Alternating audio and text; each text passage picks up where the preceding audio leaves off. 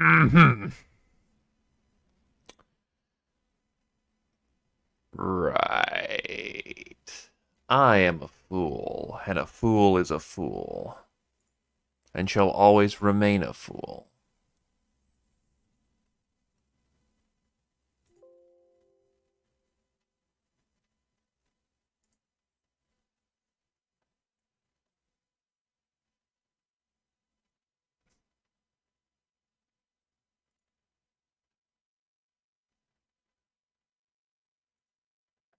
But I am now on.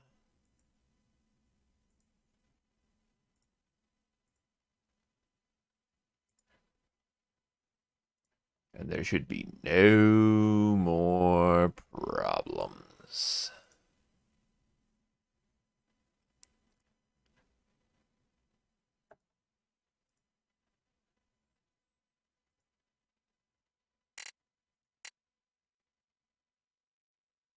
Okie dokie.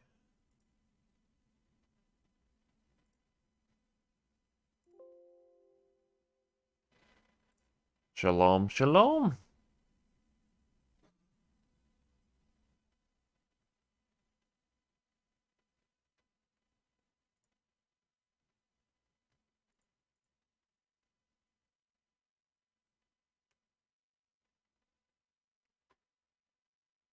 Indeed, you did, though I would say that tech issues certainly helped with that, but in the nature of the business.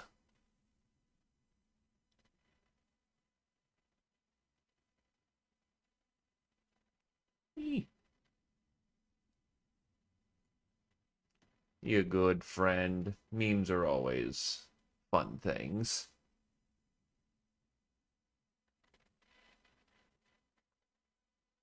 Why, there no music? Hold up.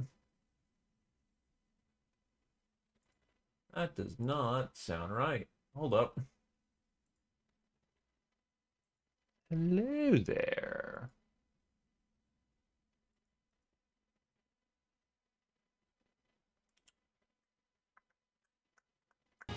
Oh, there's seriously an enable sound button?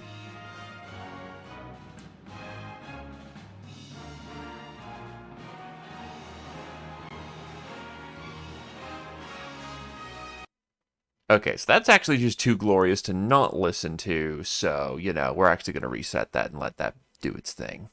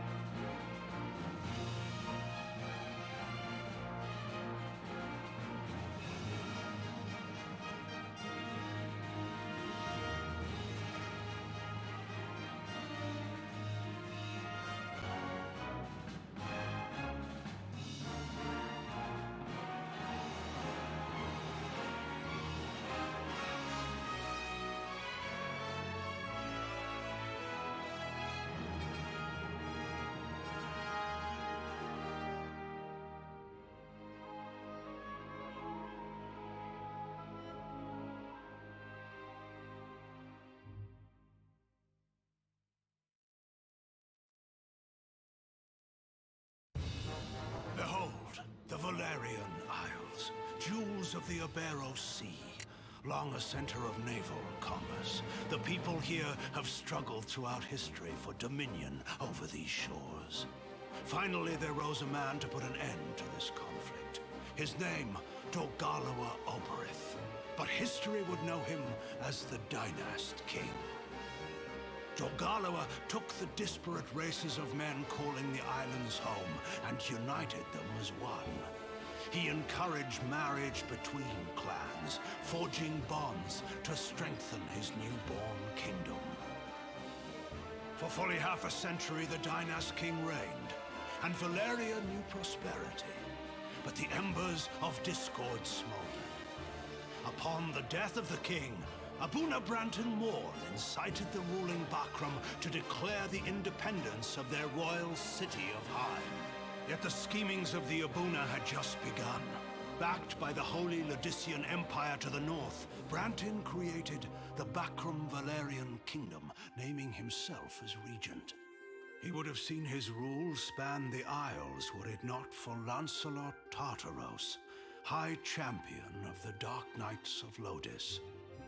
Lancelot warned against such reckless expansion, and reluctantly Branton reined in his troops. This left two clans to vie for supremacy in the south, the Galgastani and the Wallister. 7 men in 10 were Galgastani, and on order of Hierophant Leander Balbatos, the Galgastani declared blood war against the weaker Wallister in a move to claim the south as their own. Valeria watched as the wholesale slaughter of the Wallister race began. Duke Judah Runway led the Wallister in resistance, but they were far outmatched, and in the span of half a year, they'd been brought to their knees. Balbatos proclaimed the Kingdom of Galgastan, and with it, an official end to the Blood War. But these things would bring no end to Wallister's suffering. A piecemeal resistance continued, yet with their Duke in chains, efforts flagged. In time, many of the Wallister resigned themselves to eke out such life as they could in the small province allotted them by Balbatos and the Galgastani. Victory begets peace, and for once the battlefields of Valeria stand silent. Yet none believe the calm will last.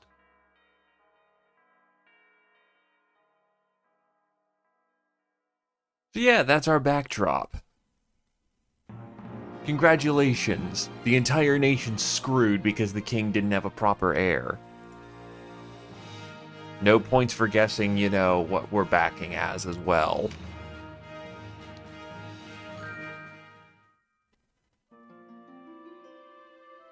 It is an age of war. The wheel begins to turn. Chosen child, what is your name?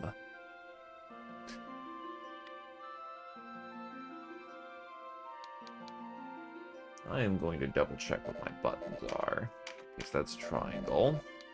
Okay, I actually did this logically, it's just backwards on my keyboard.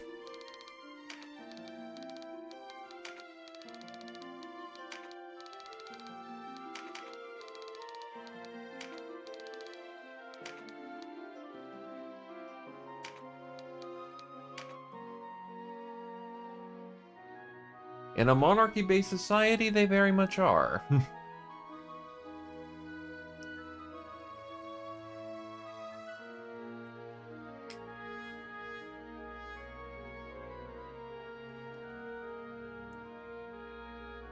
Or, you know, not had the spy master fail his job. Alrighty.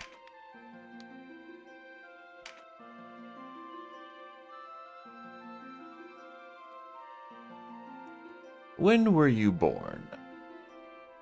There is no, if anyone's familiar with FFT, there's no Zodiac.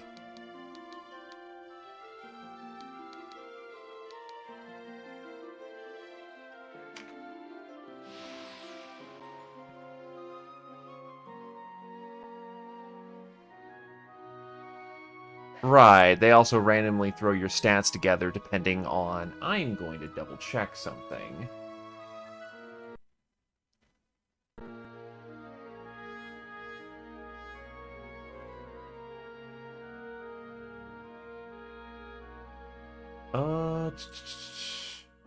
Just gonna double check to make sure this is one vision.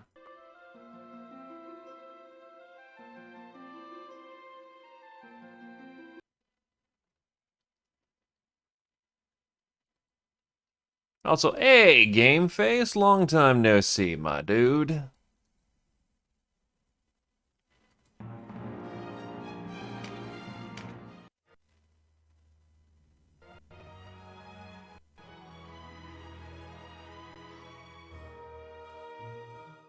Depending on how much shit's broken, that should probably tell us.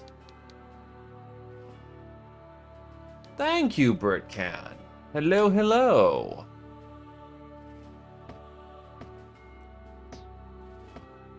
And yep, this is definitely one vision. Alright, so I'm gonna load my state. We randomly draw cards and they will give us... They will mess with our stats depending on the answers. You don't usually get to make a consistent character, though with one... I forget with one vision, but... I think it's like the right makes you a wizard, the left makes you a warrior, middle makes you more roguish. In a fit of passion, you take your friend's lover. What will you do next? Well, that's a weird way of going about it.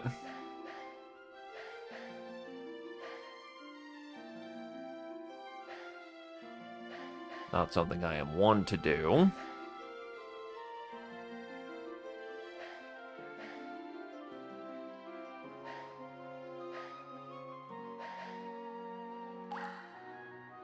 Put it from the mind. Truth is an extracting ally. How would you bring together the two disparate clans? I am a diplomat at heart.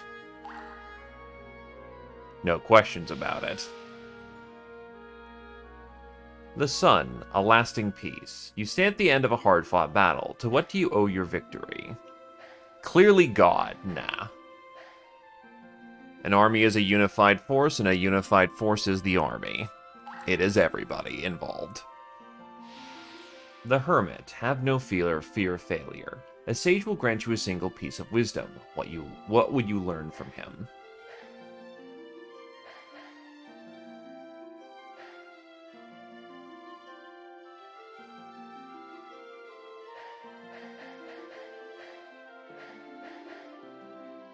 Well, honestly, the secret of victory is not easily defined, and winning hearts is of a limited perspective. Wealth bleeds into many other faculties. The Hanged Man. It is our nature to take. You stand poised to take the life of another. Why do you attempt this act? Satisfy revenge, defend my honor, defend my life. You know, these are both in the line of reasoning here.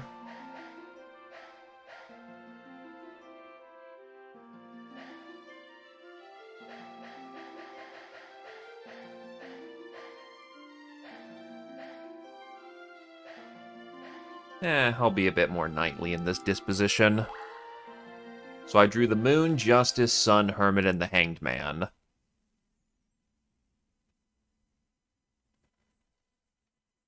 The curtain rises. So, needless to say, as this is a tactics game, there will very much be a room to, you know,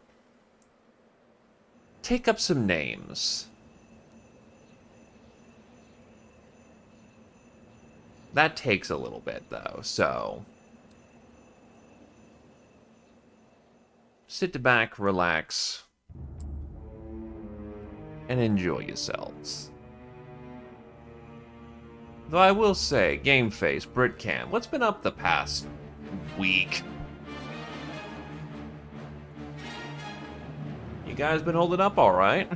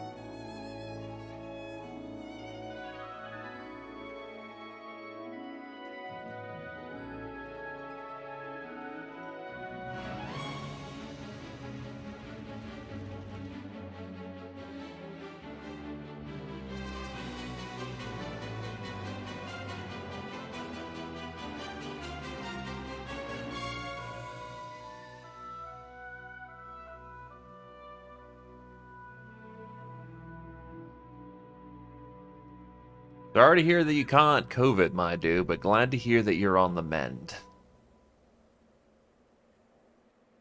Hello there, Jake Winters. Hello, hello. Welcome, welcome. It's good to hear that you're doing alright besides the whole, COVID thing. Chapter 1. There is blood on my hands. How long till it lies on my heart? It's as we heard. Lancelot's returned.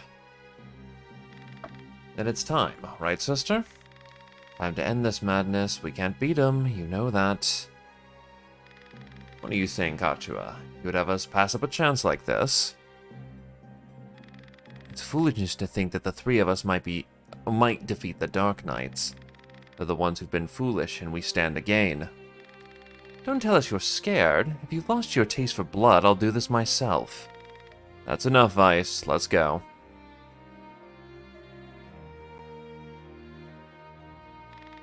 No, this won't end well. And what do we gain by taking their lives anyway? Lancelot is captain of the Dark Knights, and they are the source of Bakram power. Kill Lancelot and you remove one of the pillars supporting them. That Bakram will falter, if only for a moment.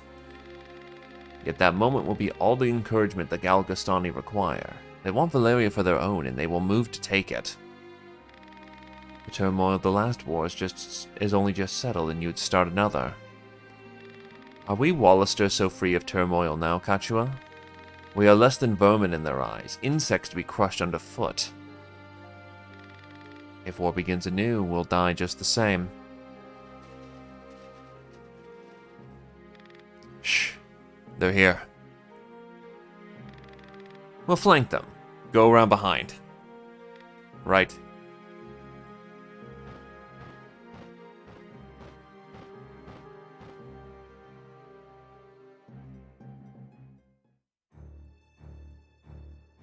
Yes, this will clearly end well.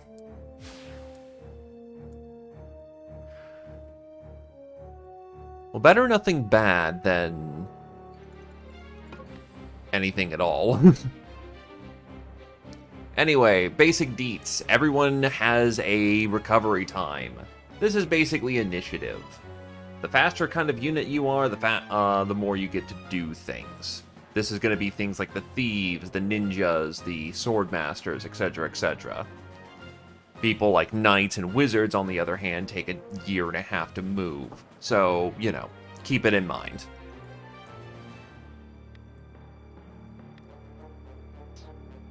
You can, however, at the bottom see who gets to move in what order. Taking actions makes you, well, move slower. So, don't do anything unnecessary if you can avoid it.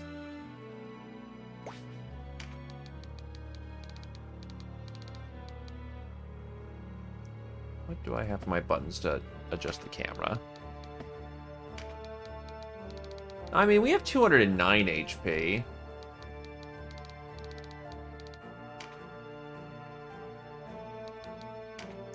Also, facing matters. Keep your back to the wall and the enemy in front of you. Who goes there? Friends of the Resistance and no friends of yours. The Resistance? I expected a warmer welcome than this. Huh? They're children. Wait, do you even know who we are? You're Lancelot, and that makes you my enemy. Lancelot is my name, true. How is it that you know me? How could I forget you? The Dark Knights laid torch to this town only a winter past. The Dark Knights? We come from the King of Zenobia to the east. And Lancelot of the Dark Knights has but one eye. You have two. One eye, you say? Would that he lacked my name as well. His reputation, it seems, does me no favors. No marauding knights us, but mercenaries come looking for work. I am Lancelot Hamilton, a holy knight of Zenobia. And I am Canopus. I am absolutely bro tier and can carry the entire game by myself. Actually, they're the one they call Windcaller. The old fart here is the Starseer, Warm and Omen at your service. Meridian Wellhorn, a knight of Zenobia, as it please you. Gildas is my name. There now, no need to be frightened. I wasn't... I don't know what to say. Forgive us, good knight, but perhaps this meeting might benefit us both. We have need of strength such as yours. Tell us your tale, then. We are strangers in this land, and I would hear more of it. I'm Vice, and it seemed like you are not our enemy. I am Sybil Kachua, and this is my brother. Please, forgive our mistake. Already forgotten, though you did give us quite the surprise. Now, do you think we might talk somewhere out of this wretched heat? We have just the place. It is not much, but it is secret and safe.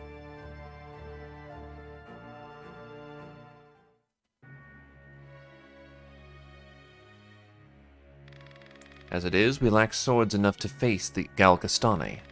The Bakram share our deficit, a deficit they've remedied by joining forces with Lotus. So, Lotus sent them the Dark Knights Los Lorraine. Los Lorraine is an order under the direct command of the High Priest Sardan, ruler of Lotus. They are said to be the greatest of the 16 orders, and the High Priest's favorite besides. Yet he uses them not in open battle, but shadows and secrecy. They are his ears, and when there is need of it, his dagger. No knights in shining armor these, in word and deed, they are as dark as their name. And these dark knights, whatever you call them, are backing the Bakram, eh? So why are you come to our isles? Does Zenobia think to claim Valeria as her own? Do Lotus and Zenobia mean to bring their wars to our shores? Enough, Vice. Your question deserves an answer, Vice. We are Zenobian, after all. Yet we do not serve as knights of Zenobia. We were banished, cast out. We're outlaws, no place waiting for us back home, We come to find work, preferably of the well-paying variety. I don't trust you, and I don't trust your story. This is our fight. Vice, please, Lord Knight, you must forgive our passion. There is nothing to forgive. Your passion does you credit. Tell me, what will you do now? For one, we have to get Duke Ronway out of Almorica. Duke Ronway. He is your leader. Not just us, he leads all the Wallister. The Galgastani hold him captive in their castle. They plan to execute him if the rumors are to be believed. We mean to stop them. A duke, is it? If his purse matches his title, there's coin to be had. A little rescue work might just be the thing. How about it, Lancelot? What say you? Look, I'm sorry for not trusting you. It's true that if we're going to rescue the Duke, we're going to need help. And there's nothing to be gained jabbering on here, nah? To Almorica Castle. Wait, the castle is well defended. A fight there would mean our deaths, and yours, Lord Knight, and I. I've seen enough fighting, enough of death. What about you? Would you have our aid? I would. Without your help, the Duke is good as dead. Then it is settled. We will prepare at once.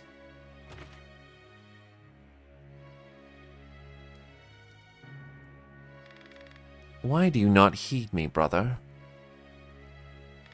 I know how you must feel, but what of my feelings? I do not want to lose you. Our father is dead, a hard truth, but a truth all the same. In all the world, you are the only one bound to me by blood, brother. I could not bear to let you die. Forgive me. I know my words will not sway you. Only promise me. Promise you'll never leave your sister. What's keeping you? Everyone's ready.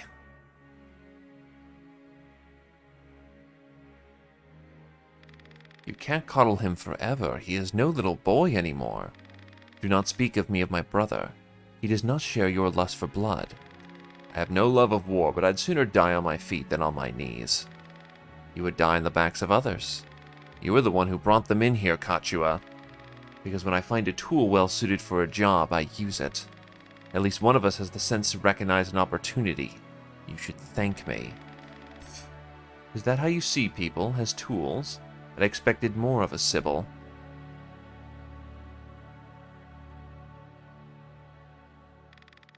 I only want to see an end of death.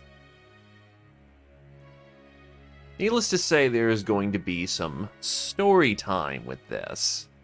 But yes, the Dark Knights are essentially here guiding events for Reasons unknown as of the current time. They are not friends.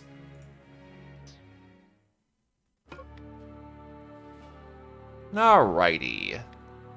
Flip through that kind of quickly, because that's just teaching you how to use the map. So,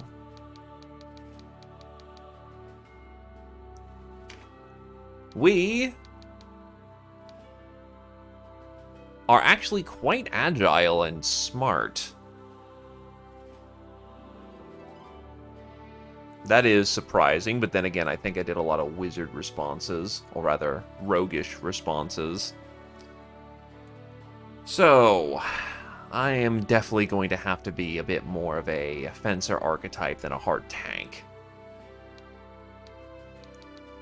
How this shindig works, first things first. Magic, you have to learn by getting scrolls. Equipment does define what you, does actually define what your stats are and what kind of weapon.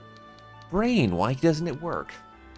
Weapons, distinct fighting styles. You also you have 2 hands and you have 3 body slots. Those body slots can be used for quite a variety of things, such as body armor, boots, helmets, gloves. And they will change your stats accordingly. You need it dressed to impress. Magic, as mentioned, you learn from scrolls and are relevant to specific fields of magic. Inventory, those notably sundries. These, oh wait, oh yeah, that's right, in one vision you actually start off with the cards that you drew because you quote-unquote drew the cards. These cards are one-shot uses for unique effects, which could help us out. Men Leaf and Magic Leaves, which will require us to have... Well, actually, I don't remember if one vision requires us to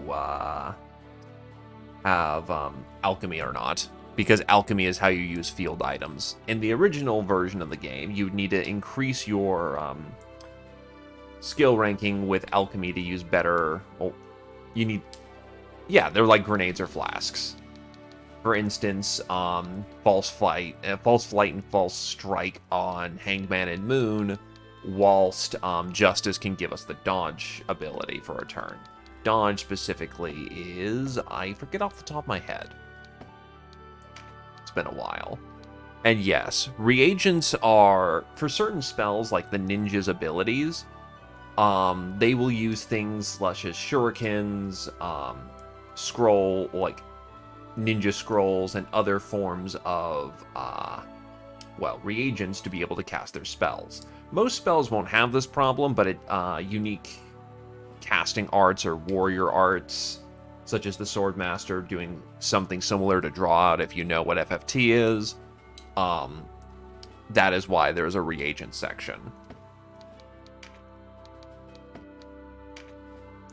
Skills are going to be the main thing that defines characters, because I believe One Vision doesn't change this, but when Tactics Ogre Let Us Cling Together released, the remake that is, which is this one, it made all characters... First of all classes are now of a equal level. The levels are now in a bank for each character. Well, not each character, for the party. So let's say that we have 3 warriors. All of them will always be level 2. When you level up the warrior, everyone who is a warrior levels up with it. Classes have levels, not characters. Characters will grow by getting skill points. These skill points can be used to learn things such as specific weapon arts. You have to train using those arts, but it's how you unlock finishing moves. You can learn things such as augmenting your spells. You can learn things such as Lore Master skills, which allows you to specialize against specific enemies, counter hits. And you can mix and match your abilities from grabbing other things too. Knights, for example, have something called pavas. Pavas being a area of effect. You can't walk past this. You become a living choke point. You need to get the right classes, the right mix of classes and the right mix of abilities together to actually use all of them correctly, because, for instance, wizards can't use pavas, But long story short, you can make some pretty robust characters. And with One Vision, the tactical options have expanded extensively. But they also took out things like there's no anatomy skill for human characters anymore. You can't specialize, say, like humans can't specialize in killing humans. Because it just made anatomy was just you just got that skill. Just on everyone. You fought humans so often. That is the basic rundown.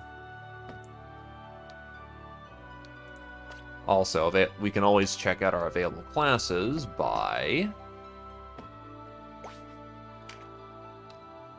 What is it? Crap. Maybe I'm not allowed to see that yet. Alright, whatever. Pavas in Fire Emblem is, if you get smacked, you have a chance of reducing the damage by half. So, Stronghold maps. Stronghold maps are as follows. If you walk into a Stronghold section, unless it specifically says that you can retreat, you have to fight all the battles that are present to advance or escape. Do not walk into these if you can avoid it. As it turns out, sieging a castle is kind of difficult.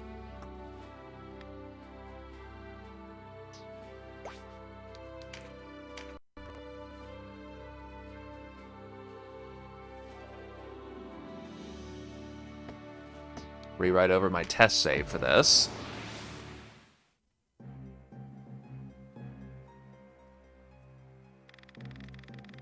You the rebels? What? You the rebels what been hiding out in Goliath? Here to save your duke, is it? There's 2,000 goth on that one's head, boy. Half the purse to him what brings him down.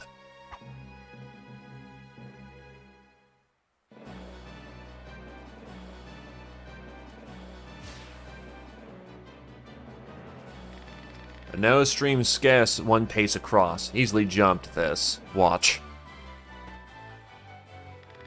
But look before, nah. You can only jump to ground of the same height or lower. One of the winged like me moves with no heed of height or terrain. And this is why Canopus always gets a slot in the field. He flies, he has a range weapon, and Tactics Ogre has been is known to have, you know how much bows suck in Final Fantasy Tactics? It is the complete opposite here. Bows in LUCT are fucking overpowered as shit. You're gonna love it when you have your entire ranged army up high. And you're gonna hate it when the enemy has their high and you start low. Because you can actually manipulate firing arcs in this game. If you are up high with a bow, you can shoot down farther than it would suggest. There is an actual arc to archery. Crossbows can do kind of the same thing, and guns have set range, because, you know, they only go so far. Bows are ridiculous in this game. Even so, rushing it alone without someone to watch your back is asking for an early grave. Always keep a close watch on the action to see who will move next. Avoid unnecessary actions and keep speed on your side. The distance a unit moves and the actions it takes determine how long it must wait to move again. Press the triangle button to display a list of all units in battle. You can sort units by order of attack turn to quickly tell which unit will move next. When a unit's turn comes around, you can command it to move, act, or use skills. What's more, you can issue these commands in any order you see fit. Think on your choice as well. The command to move can be cancelled at any time. If you find a unit out of range for a planned attack, try moving it to a different location. All units begin battle with no MP, that being the font of all magical power. So, a good note for our wizards here, or people who want to be wizards. Magic is not, you do not start with mana. You have to generate it over the fight.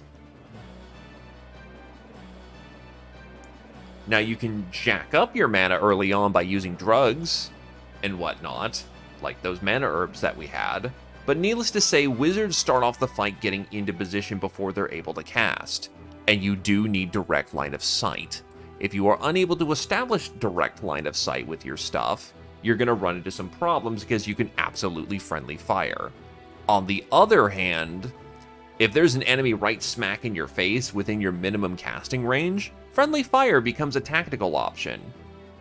Because friendly fire isn't friendly fire in that circumstance.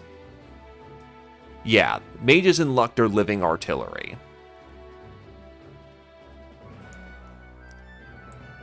But do not underestimate what you can do with some line-of-sight tricks. I'm going to fuck this up a few times before we get this under wraps. Powerful magic requires greater amounts of MP, so think ahead before casting a spell.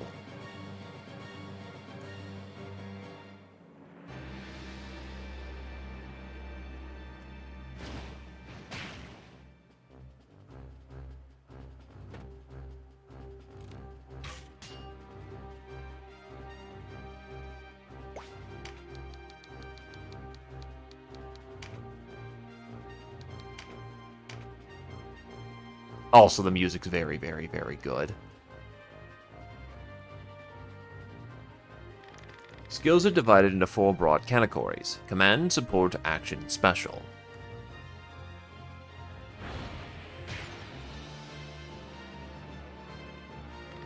A conjurer of magic, such as myself, must do more than learn a spell to wield it in battle. You must assign the unit the appropriate command skill before he can use the spells he's learned. Assign your skills to your units from the party screen. Be sure that you don't forget. Support skills are just that, skills that provide some passive benefit to the user. When I move, you'll notice yellow points of light near me on the ground.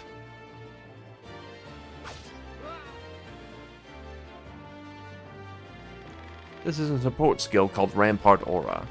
Any foes entering the range of the aura will be unable to move further until the next turn. This is Paves. Some support skills hinder the enemy's movement, while others might grant enhanced strength. Consider well your class and the lie of the battlefield when choosing which to use. You'll need a class mark in order to change a unit's class. Some class marks can be found in sale at shops, but not all are so easy to be had so easily. Probably goes without saying that if you change a unit to a class you've been neglecting, more likely than not it will be level 1. What's more, if you take on someone of a class you've never encountered, you'll have to work him up 1 level at a time. Best use caution, he'll make for easy pickings against a seasoned foe. Use command consumables such as Mend Leaf and Magic Leaf with the inventory command. Anyone can use these ordinary items. They're moved directly from your party's inventory. Ooh, he crit. Use of the more powerful consumables requires Field Alchemy, a support skill. Different items require 1 of 4 Field Alchemy for skill ranks. This doesn't matter anymore, because in one vision, Field Alchemy is Field Alchemy. You have it or you don't. Within your party, all units of the same class share a level. Even your newest recruit can step onto the battlefield and hold his own.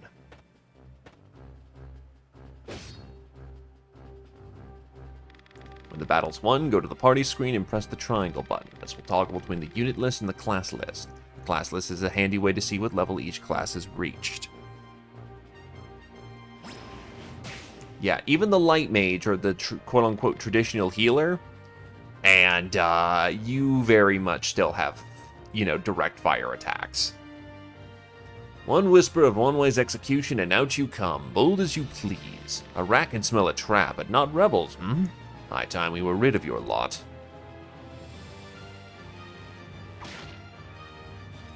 Now, for the first fights of the game, we're basically going to be carried.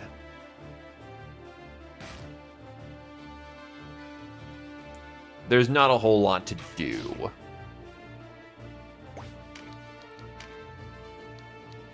So we're just gonna loot all the things.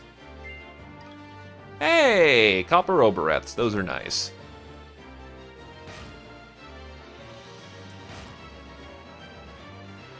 Oh wow, he's not dead yet. If an enemy is flashing red, he's under 10% HP.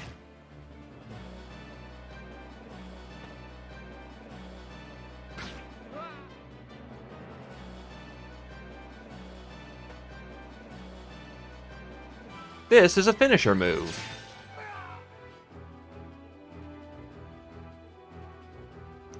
Needless to say, the Knights of Zenobia are more than capable of kicking everyone's ass.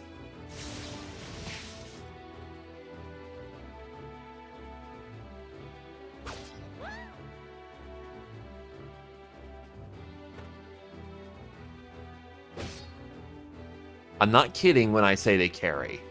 A trap, and we walked right into it. Trap or no, we fight or we die. I've never let a Galgaston get the better of me, and I don't mean to start today. Focus, Vice. Our first duty is to save the Duke. Don't lecture me on duty. Your only duty is to stay alive. You should not speak to him so. He was only trying to help. So, fun fact about the AI of Kachua.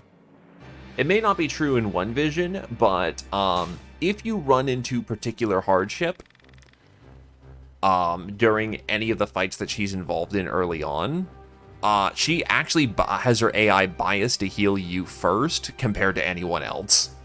Wait, you're no Wallisters. I know a man from Lotus when I see one.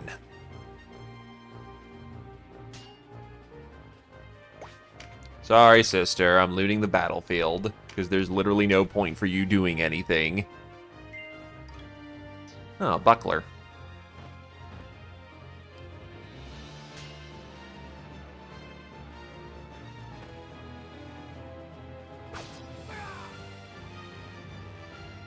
Wow, that is quite some RNG that we haven't had a single card. Counterattack and throws a rock.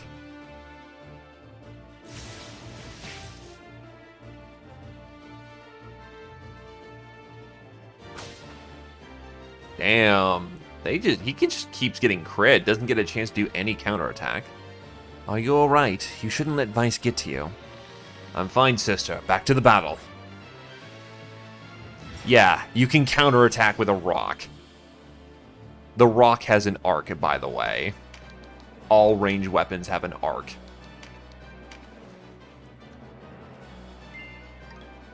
More copper obereths are very good. Oh, hey, hidden treasure. Sometimes there's stuff just buried in the ground, by the way, and those are very good to get.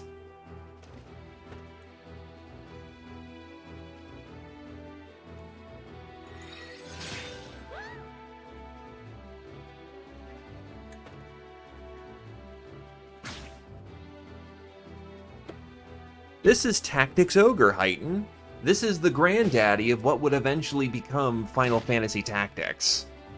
Or rather, it is the remake that they made a long time ago for the PSP. And yeah, took some stuff from FFT, but this is the game that inspired FFT. Looks like our luck has turned.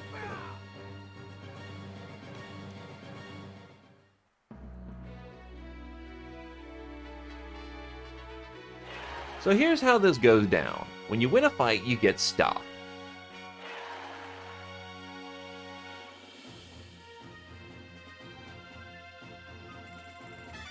Many fights will end simply because you kill their leader, and it can be to your advantage to do so. Because there's a hidden mechanic going on in the background. As it turns out, being a mass-murdering psychopath has repercussions. Sweeping entire armies is not strictly to your advantage anymore. EXP is always going to be consistent and the same. The more people you deploy the same class to a fight, the more XP they get. 2 warriors will get more XP than 1 warrior, because it's divided between all present characters. But the thing I'm talking about is something called the Chaos Frame. If you go around murdering a whole shit ton of dudes, then that nation is not going to like you as much. And if that nation doesn't like you as much, it does affect some events. And it also affects initial recruitment loyalty, because each unit has their own individual loyalties to you. If it gets too low, they bail out on you. Likewise, skill points are evenly divided between all characters who were present for the battle.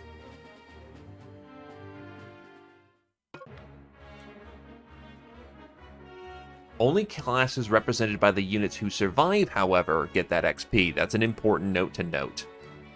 The word present matters.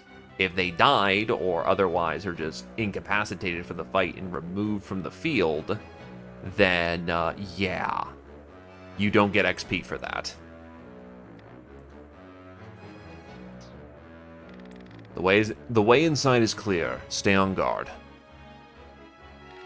Leave the heavy lifting to us. Cover our flank. That's all we ask.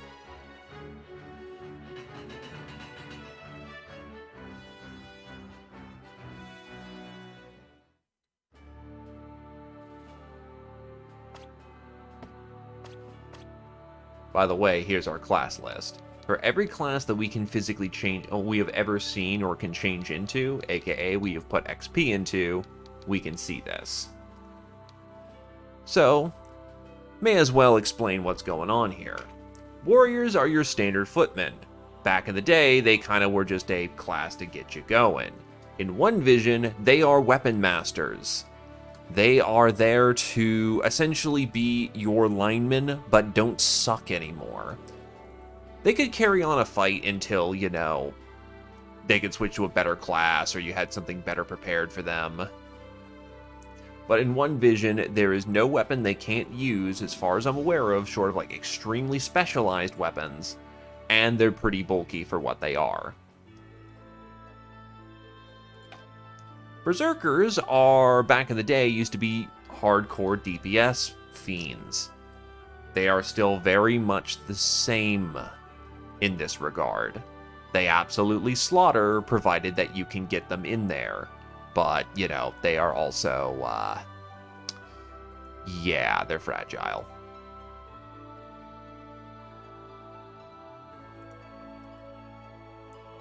Gachua has a unique class called Priest.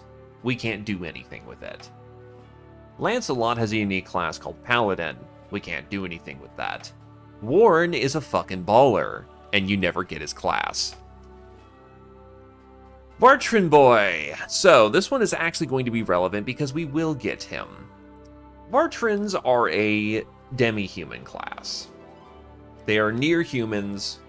Essentially, these boys are humans with wings. They use lighter weapons but can fly around the map. Canopus is absolutely invaluable and is straight up fucking awesome. I'm not kidding when I say that he can solo the entire game. In the remake, not so effectively, but he just flies around. I believe One Vision gives him a spear, but in the original game, he was flying around with a short bow and an axe. He doesn't need much else. He also comes pre-kitted out with some good skills. So, yeah, no, he's awesome. And once we are able to recruit some other demi-humans in this regard, we can get them specialized into being Bartrans themselves. He's basically like cavalry, and he's awesome. White Knights are actually also other classes that we can actually use way, way later in the game. Not relevant right now, useful here. White Knights are essentially knights who are a bit more specialized in being able to use white magics. Basically knights, but bigger and beefier. And yeah, think of it like that. The more people that we kill from that nation, the more they're less willing to work with us. They are discount paladins.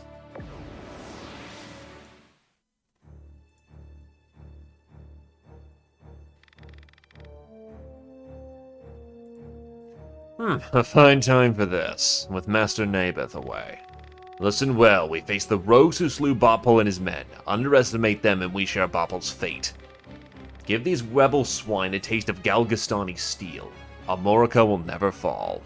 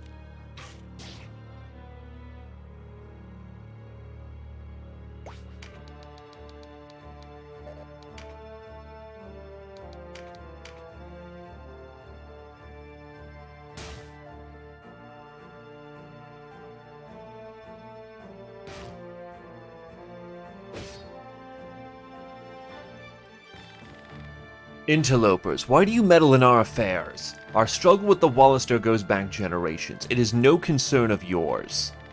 Or do you seek to claim Valeria as Lotus does? I will have your answer. We are men without a country. We have lent them our swords because it suits us to do so. And we're looking for mercenary work, as it happens. Not hiring by any chance. And worry you'll leave for a bigger purse? We don't need outsiders to do our killing. He makes a good point. Let's rescue this Duke, collect our reward, and be done with it. A craven who would choose lucre over loyalty deserves only one reward.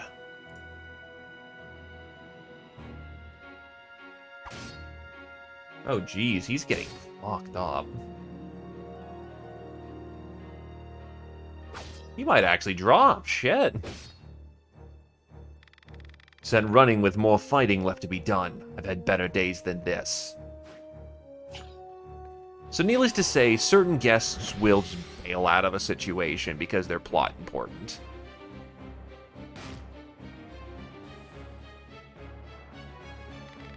Spirits wreathed in light divine, gallop as arrows cross the sky and pierce my foeman's flesh.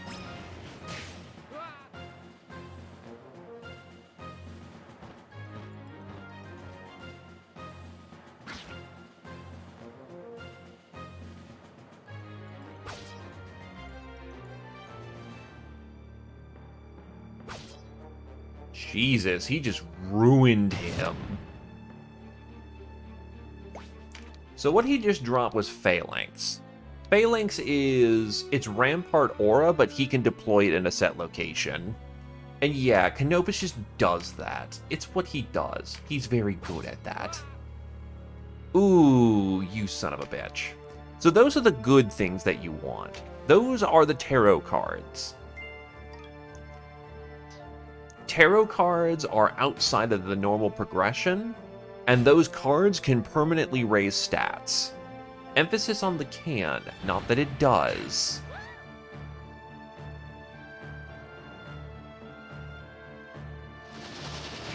Yeah, Varlins are absolutely harassers and skirmishers. Except Canopus is so fucking good.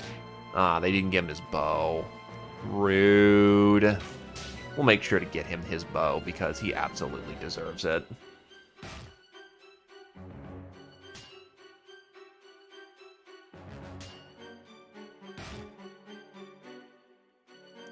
You son of a bitch. It was an intelligence card, but even then that would have been nice.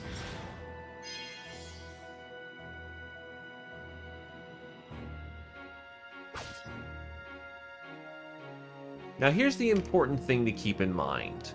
We're not making these kills, so even though all these men are Galgastani, they're also not being killed on my account, which does actually matter for Chaos Frame.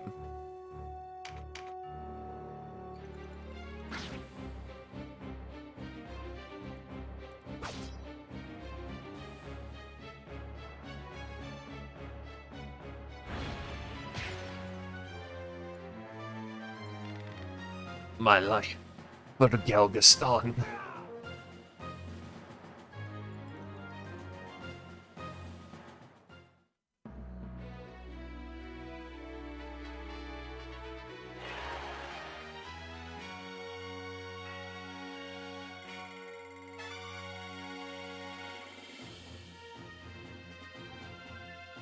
Because me and Vice are warriors starting off, we add 2 characters worth of XP into the warrior pool.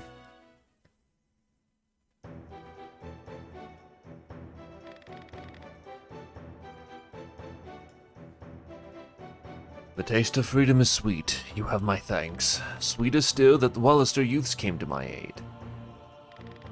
Doubtless you and your friends are a gift from the great father himself. The Wallister boon is great, and our future bright. We are not alone in our loyalty. Upon word of your grace's release, many Wallister have left their haunts and hideaways for Almorica.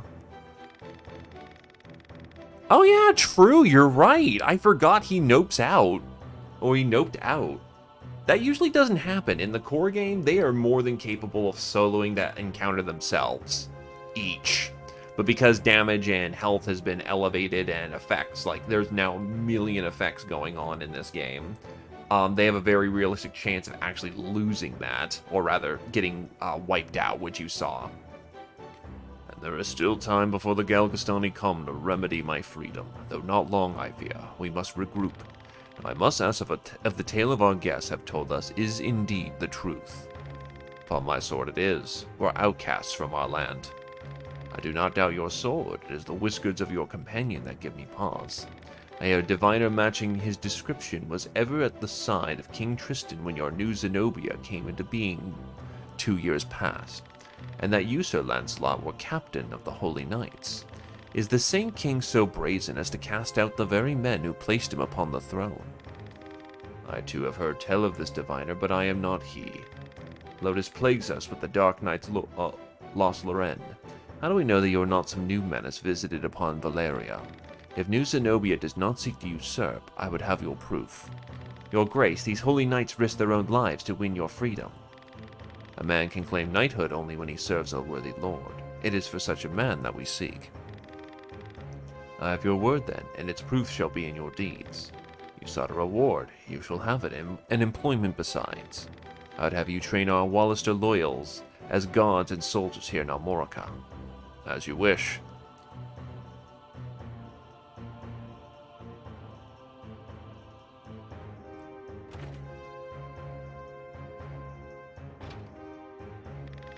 Now, your father was an Abuna in Goliath, was he not?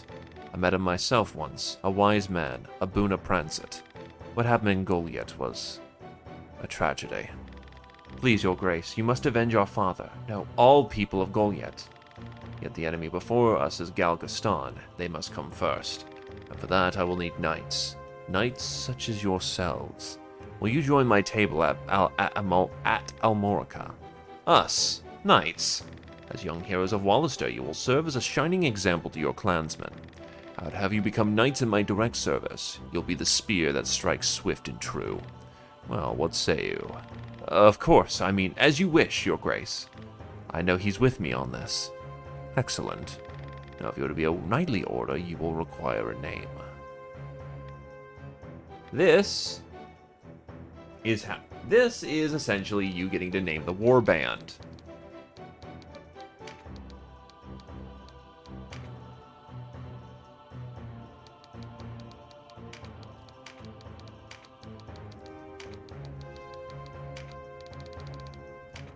You do not get to rename this. So, without any objections, I think no one will mind if we call ourselves the Thracian Order.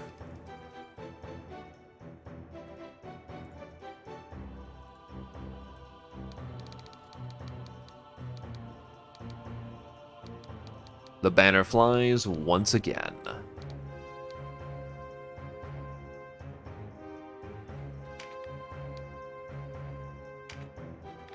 How about the Order of Thracian? The Order of Thracian. Oh, there was no need for an N. Oh well. Yes, a fine name. You'll go far, I'm certain. I have much for you to do. Your first task takes you to the town of Chrysaro to the southwest. The captain of my knights, Sir Lenar, has gone there in pursuit of a former overseer of this castle, a necromancer named Naboth. Truth be told, he's having a harder time of it than was expected. You'll be going to Chrysaro to aid him. Understood? Before you leave, you want to fill your ranks with soldiers from Almorica and purchase such gear as you require. I expect you to have little in the way of coin, so I'm giving you 30,000 Gaul from the treasury. And allow me to appoint a few of my own knights to serve under you. Leave as soon as you're ready. You can count on us, your grace. We won't let you down. And may victory and glory await you, young heroes of Wallister.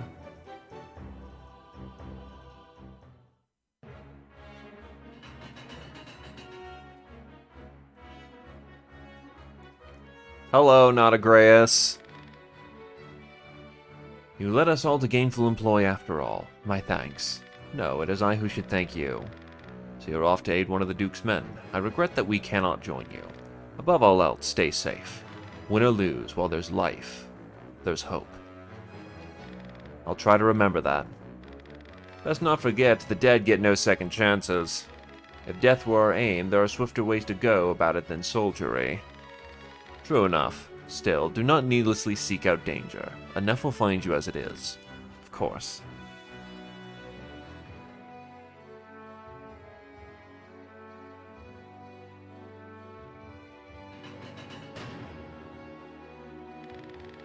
You are the heroes of Goliath, are you not? I must thank you for saving His Grace, the Duke.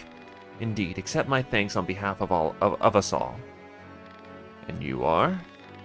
Ravenous Lux, I think it's... This name trips me up.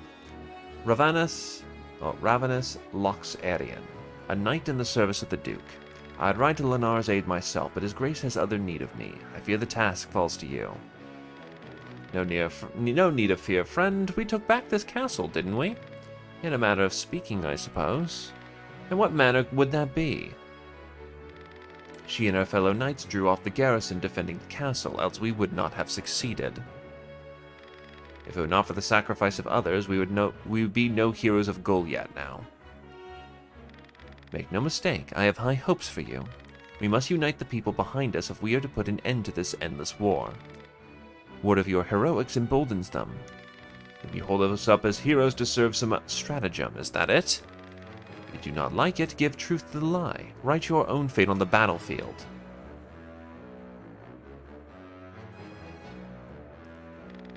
May fate smile on us both, Dame Ravenous.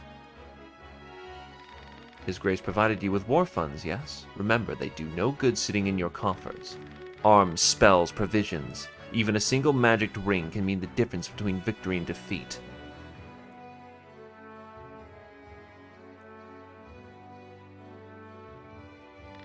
She thinks highly of herself. I pray we are not near her when she falls from such height.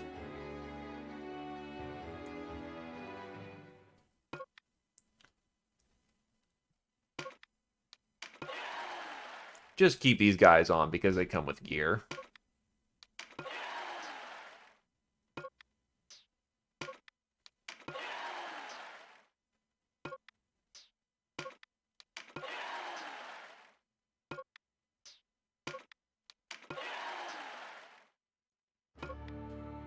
Okay. Now we can start bringing people into the fold.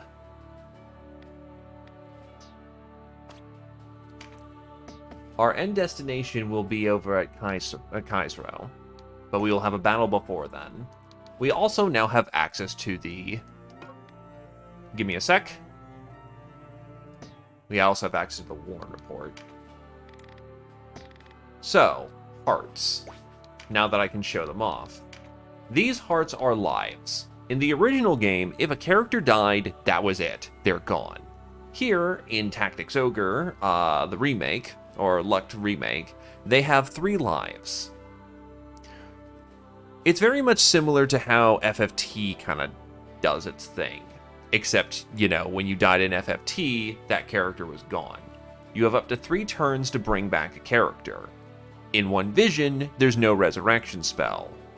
You have 3 turns to essentially evacuate them out of the battlefield.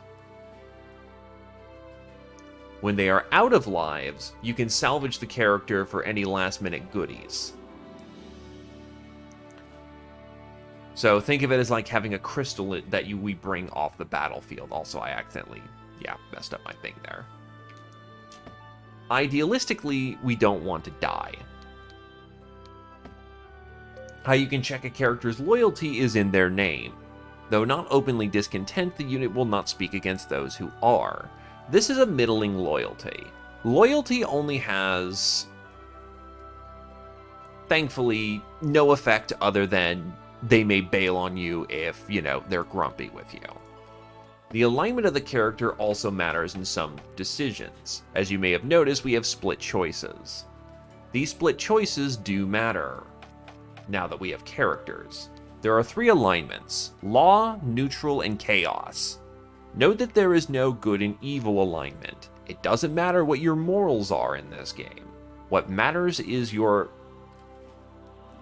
ethics, so to speak. Or rather, your code of honor. Lawful units follow the law of society. This is important.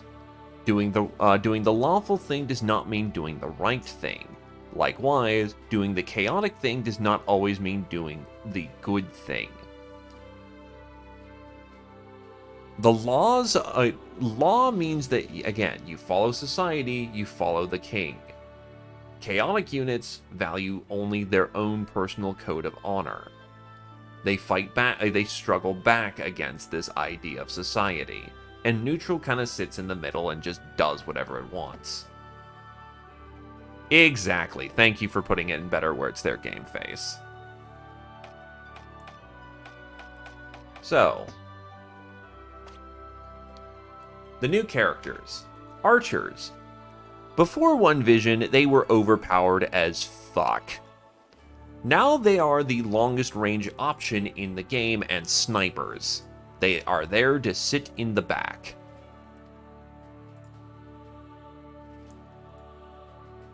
They were always there to sit there in the back before as well, but now they are absolutely just specialized unit killers. They take out targets who are injured, and they take out soft targets. Place them up high, rock the clock with a bow.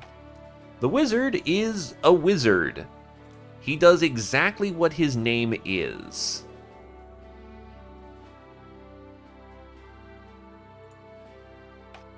The monk is changed, and I'm taking a look at what that change is. So,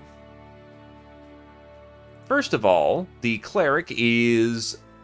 Back in the day, they were basically your white mage, but apparently they didn't have scaling healing. Now they do. Their change is that they got better healing, better armor, and they have access to hammers and claws.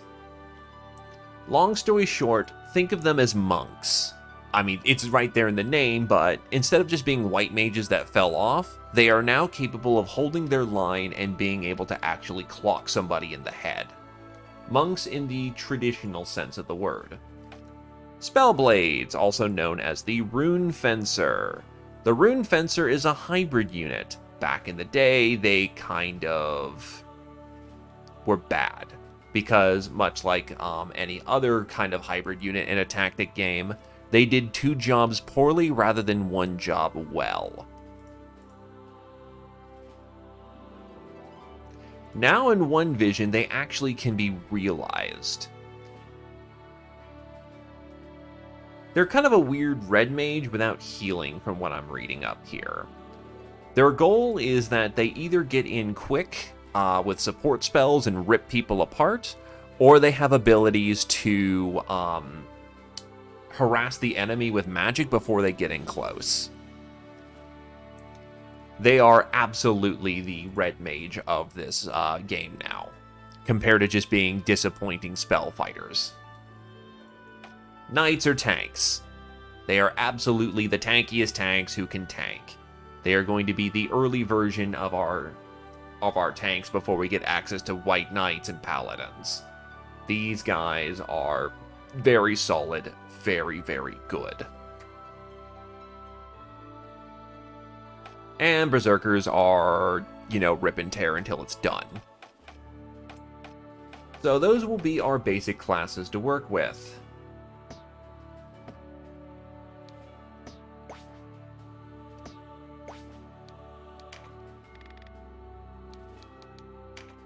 Hiring people is thankfully fairly cheap, and we can actually hire a class outright. Not only that, but we can hire based on male or female. We can also hire based on clan. It will take a little bit of cycling to do it, but yeah. So, we can hire a warrior, an archer, a wizard, a cleric, or a spellblade.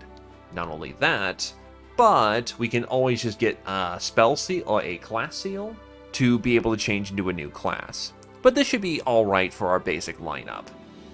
So, who wishes to join the army first? Actually, I will go use the restroom real quick and we can get some names up in here.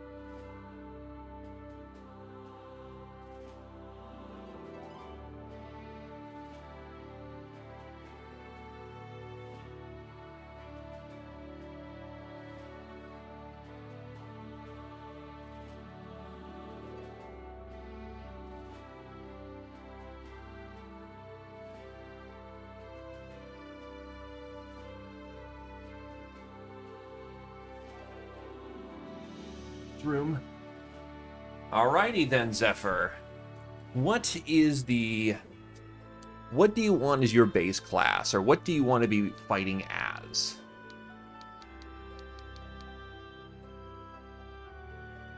Base warrior, archer, wizard, cleric, or spellblade. This does affect their initial stat line. And considering it's hard to get individual stat lines increased, this does matter.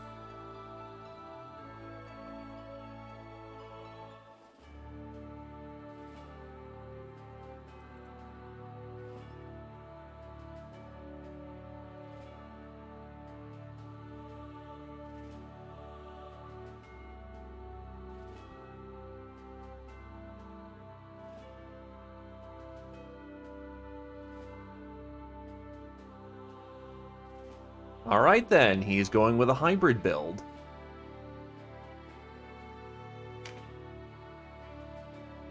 Law, neutral, or chaos? What does your heart sing in terms of ethos?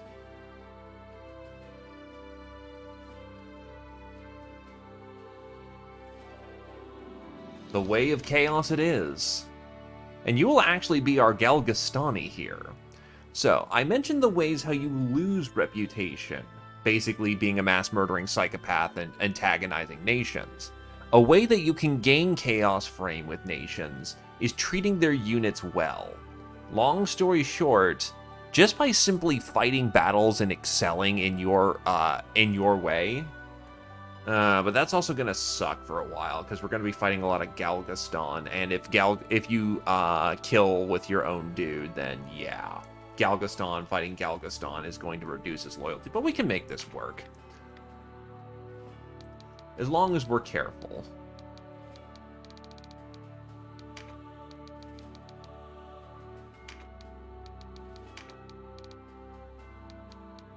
Unless you have a preference in name, I'm just going to use your username.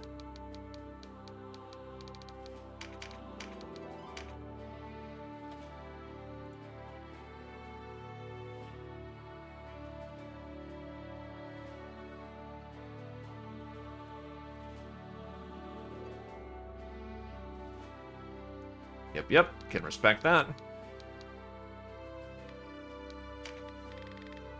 It is indeed the nature of chaos.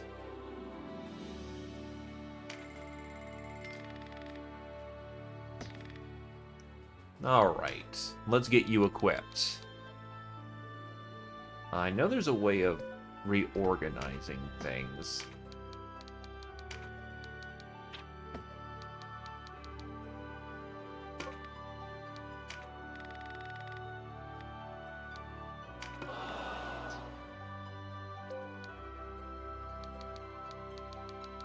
Actually, I can check out my Chaos Frame right now. Because you actually aren't openly pissed with me. So that actually is interesting.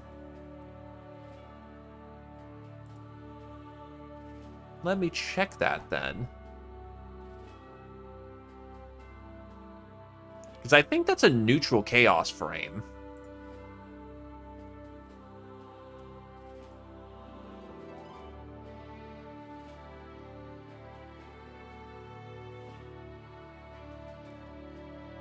Also, if he... Nah, he just bailed. Hit him with a blackjack, stole his stuff, left.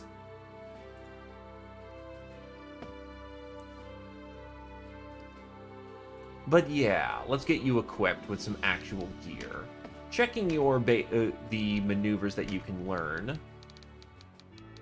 You are allowed to take daggers, swords, spears, katanas, or cudgels as your weapon of choice. How would you like to be geared?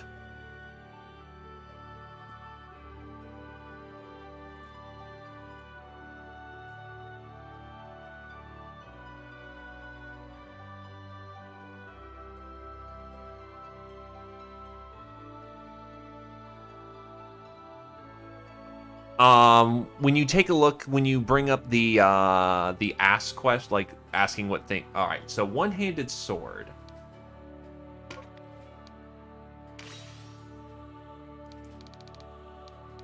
What school of magic do you want to know? And there's nothing wrong with one-handed swords. One-handed swords, what do they do in this mod now? The one-handed sword. It is an accuracy-focused weapon and comes with stagger effect.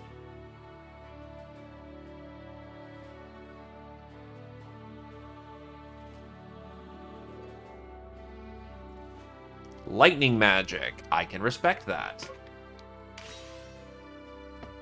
But yeah, the only way to check a place, where to check a unit's opinion, is to highlight his name. What do I got for weapons? Because you're using a one-handed weapon, bucklers.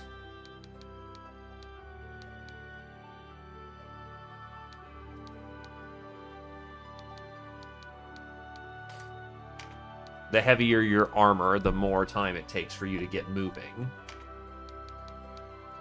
Give you some boots. And then you are allowed one... Oh, yeah, that's right. You get 2 bits. So actually, do we want you with boots? Or do we want you with more? Yep. We have 2 circlets and we have 4 total.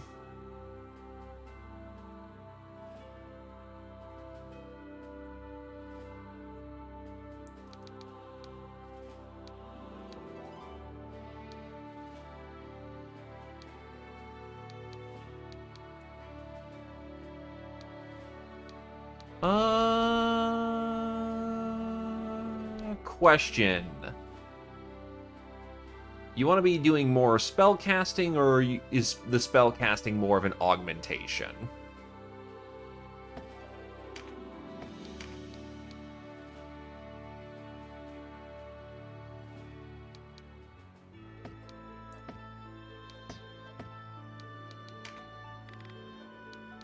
Also, get some ring. First of all, get a fucking short bow for our boy.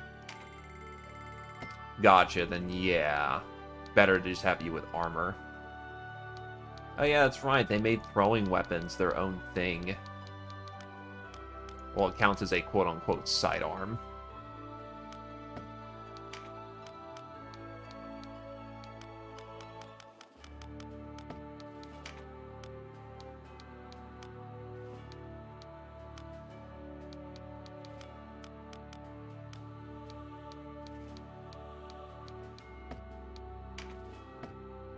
Also get you your basic lightning spells. Alright, so... Shock Lance is lightning damage, inflicts water adverse, and then Galvanize is true strike and resist lightning. In an area. Interesting.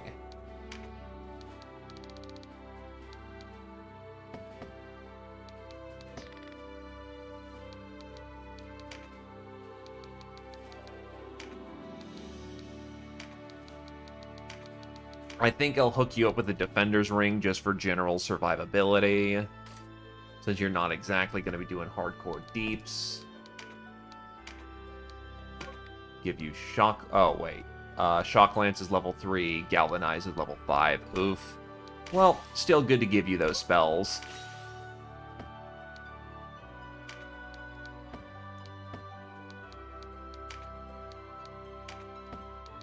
Assign... lightning magic, assign swords. You're allowed to use lightning magic. You'll be learning how to use your sword over time just by using it. I think you're equipped and good to go. In this mod, I do believe, yes, you can absolutely have a warrior with katana. Let me see. Yup, 1- and 2-handed variety.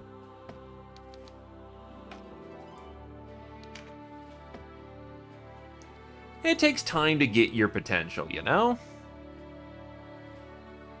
Also, your character number 9.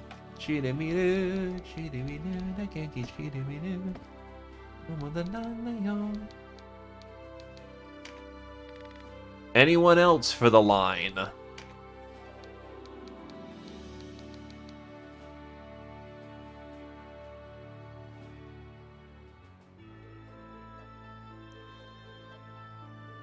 Nope. Too bad. You are now officially the strongest.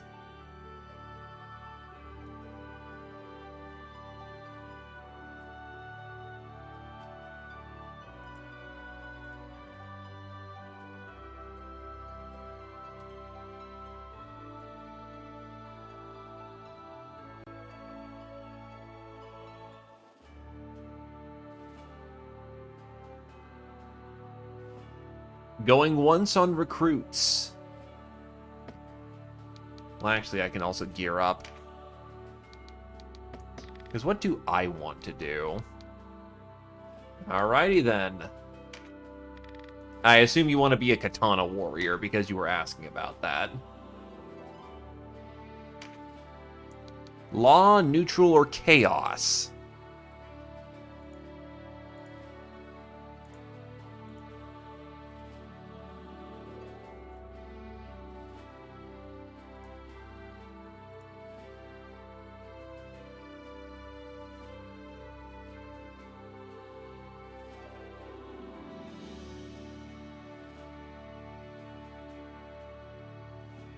Neutrality it is.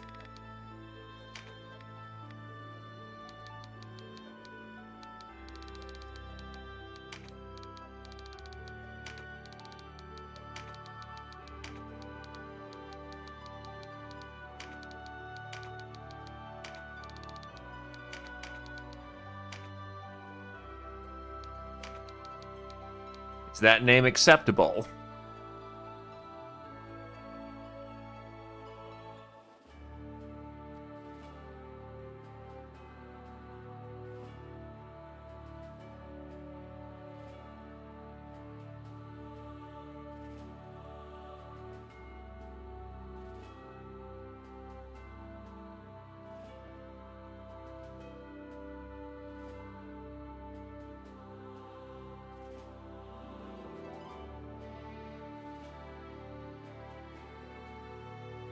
I will... Alright.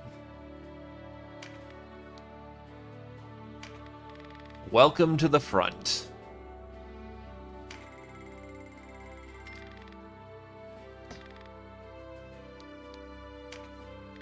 Now, I'm pretty sure... actually, can we buy one or two-handed katanas? There is a unique... They are unique to themselves. So the question is, do you want to go full Highlander, or do you want to have a shield alongside your katana? There is a difference between one and two-handed.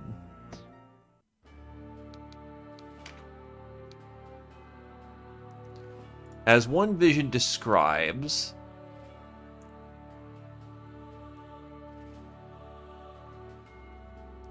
The two-handed katana lacks the agility bonus. They come with a luck bonus, which is better for landing crits, and the deflect bonus and the ability to take off TP with every hit.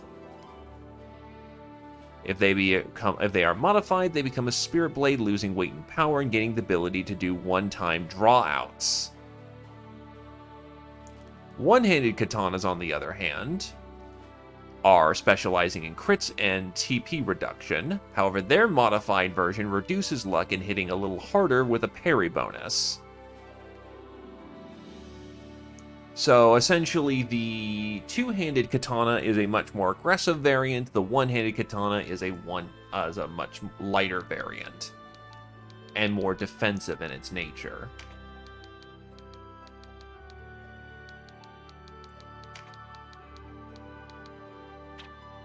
Strip him down.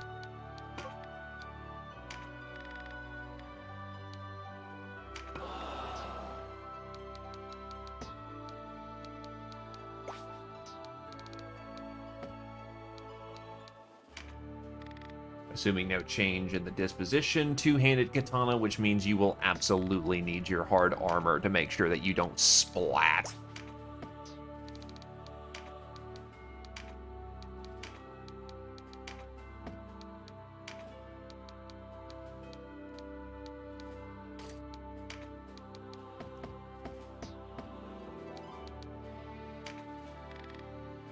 Actually, what kind of gear can I get for armor?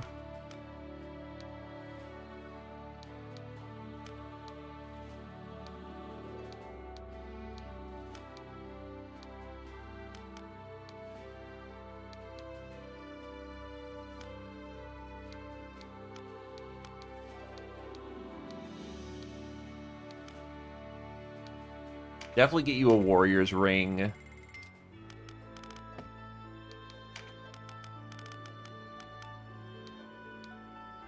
Take the Tachi for the moment and prepare for the Uchi Gatatana.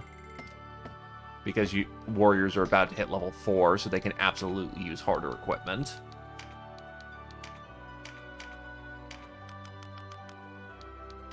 Tachi. The linens. The warrior's ring to rip and tear until it's done.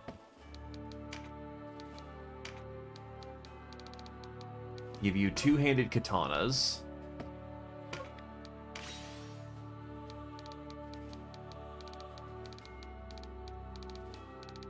Fortunately, you cannot learn any other abilities as of the current time. Unless you want a backup weapon, which you can't use.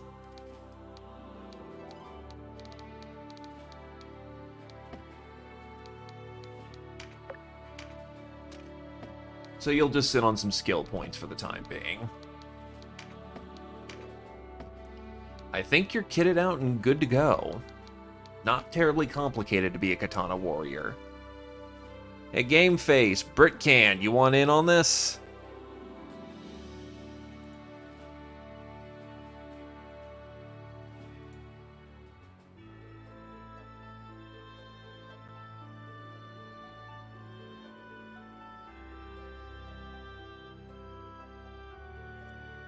Alright.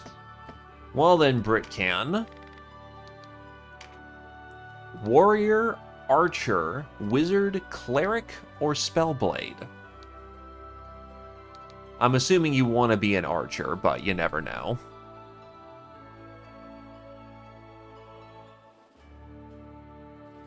I will ask.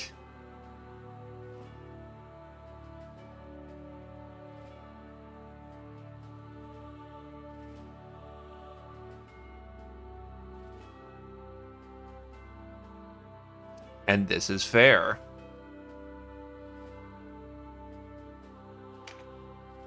Law, neutral, or chaos?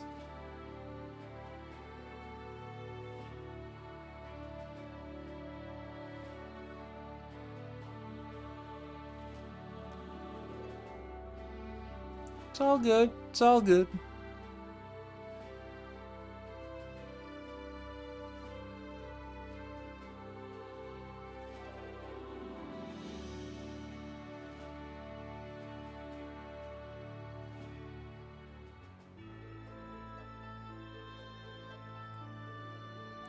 Lawful it is. Hello, Glacia. Welcome, welcome. Good to see you. It has been quite some time, my friend.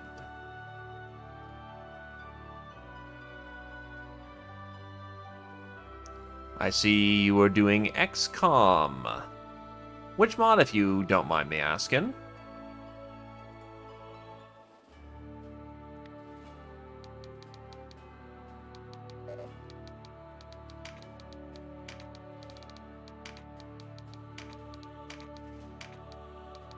Of course, of course. More than happy to share the love, and I always appreciate.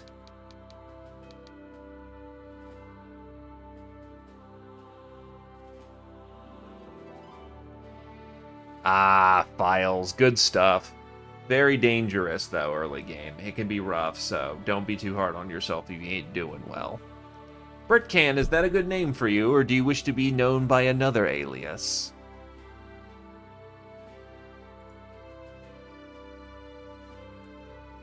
Name is good. Ah, I made it all extended again. I really do need to fix PSSPP.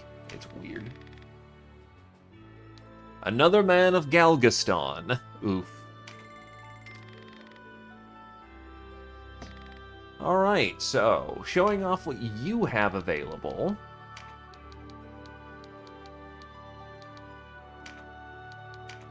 You have Art of War? I forget what Art of War does. Because that's different here.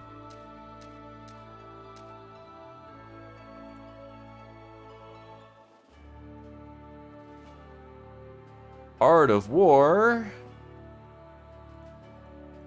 Let me see.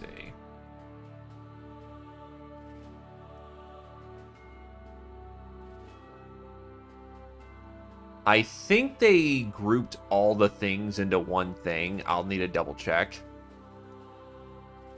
Ah, if that's the case, then you're doing fine, Glacier. Good stuff.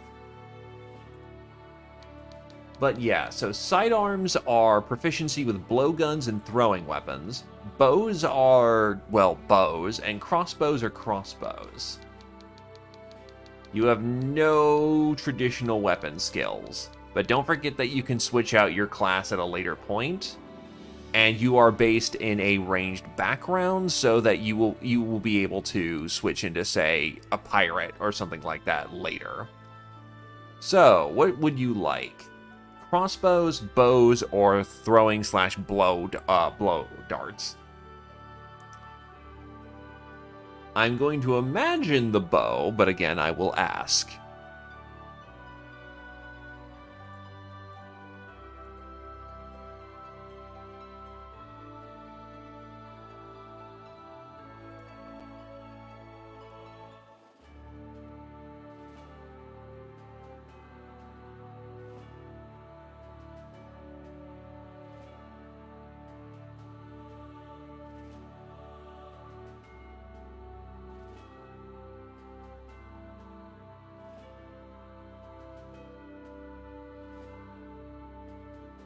This is fair.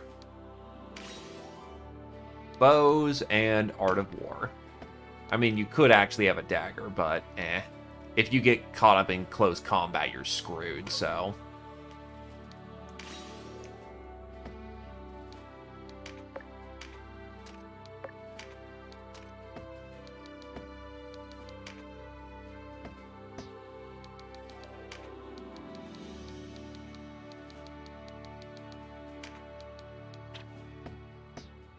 Strip her down.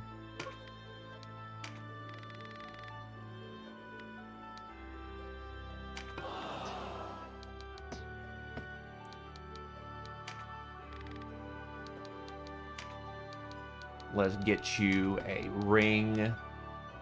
A warrior's ring, because to put it simply, you're headhunting.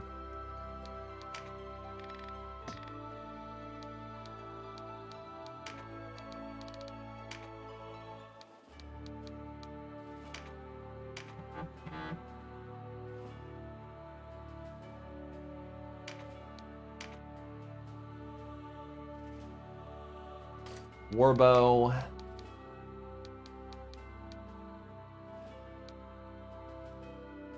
Honestly, I might just put you in light armor for the purposes of being able to go fast. A warrior's ring to be more killy. What do we got for light options for the purposes of doing more ranged damage?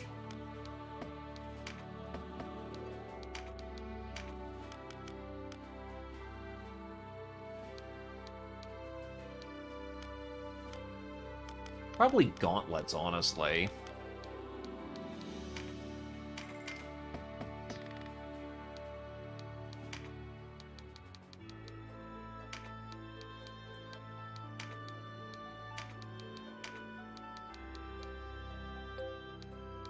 Is it strength or... combination of strength and dex?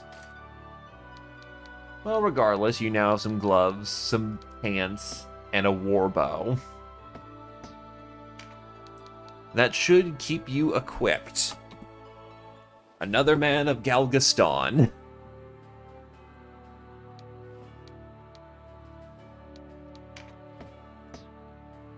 Alright, so Spellblade, Warrior, Archer. Anyone else want in on the team?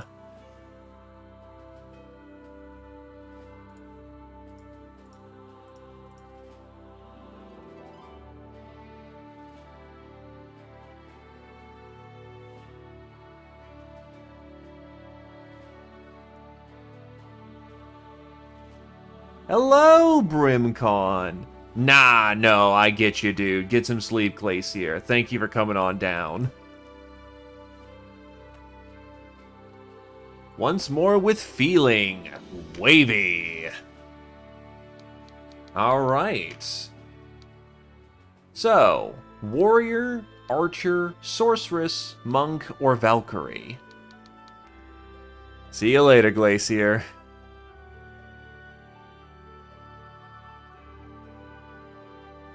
Yeah, so do be aware, Brimcon, that the options have become a lot more robust, and the starting background of a starting background of the character for one vision actually matters. So do you want to be a warrior background, an archer background, a wizard background, a healer background, or a hybrid background?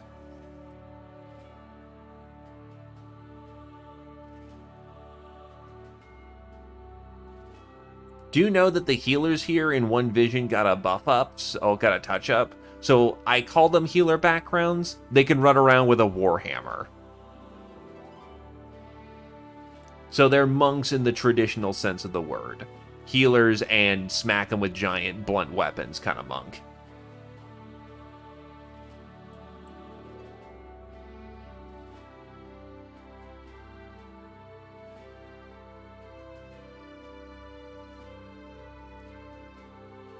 That's another Spellblade on the field. Law, neutral, or chaos? All my dudes are coming from fucking Galgaston. That's hilarious.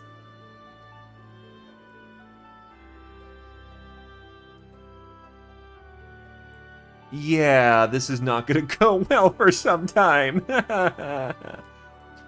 Do be aware, Brimcon, law does not mean evil, chaos does not mean good. This is quite literally the definition of lawful is that you obey the laws of society and the king, whilst chaos is obeying your own personal code of... Okay. Law it is.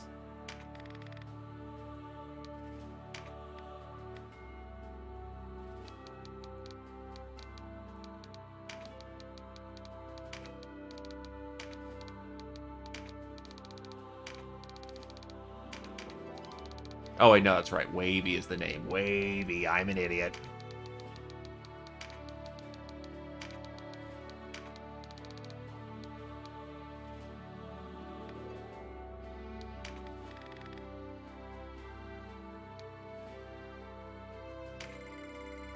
Welcome, Wavy of Galgaston. Okay.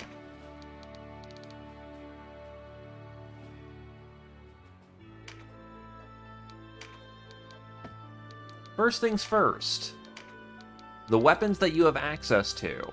Daggers, swords, one-handed, spears, katana one-handed, and cudgels. What weapon group do you want?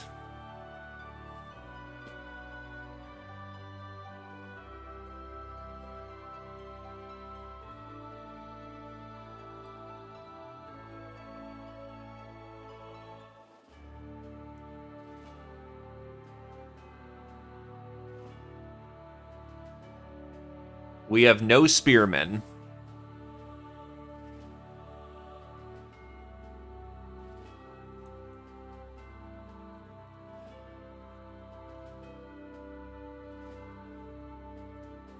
Spearman in the One Vision mod does the following, because actually giving you the information you need to be the character you want to be matters.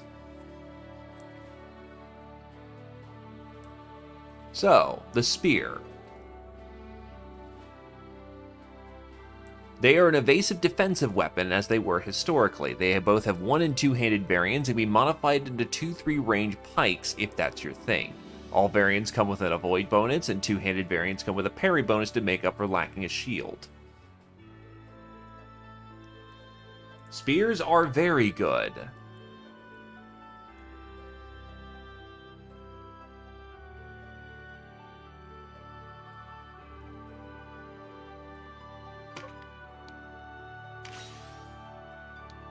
Then, because you're a hybrid character, or rather you're in a hybrid class right now, you have access to a School of Magic. We currently have a lightning hybrid mage, a lightning hybrid on the field, but if you also want to be a lightning mage, that's fine too. Take your pick of School of Magic.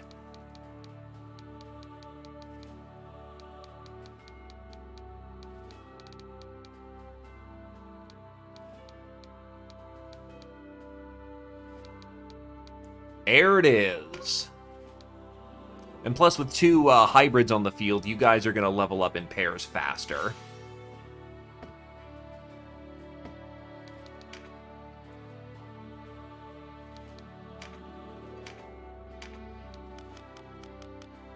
The first spear we have is a one-handed spear. I think it does come with haste. Give you a buckler.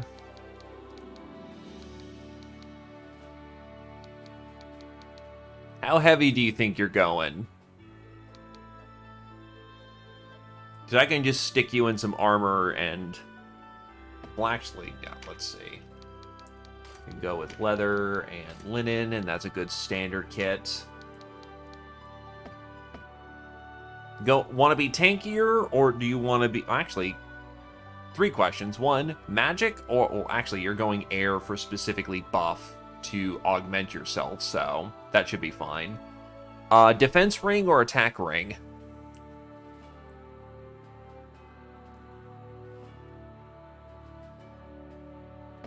I also need to get you your spells. Air, you have Dead Shot, which is your Witchfire, and then you've got Grace, which is dodge and resist air.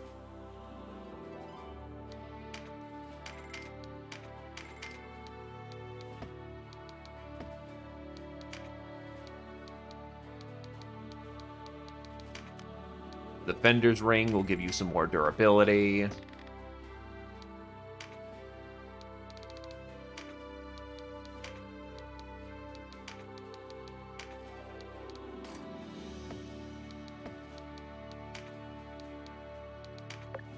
Assign you your air magic and spears.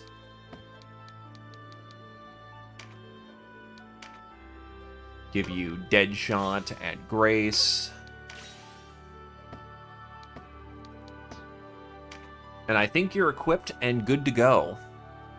Spear, buckler for the time being, leather vest, linens, defender. So 3/4 of our army is Galgaston. That's hilarious.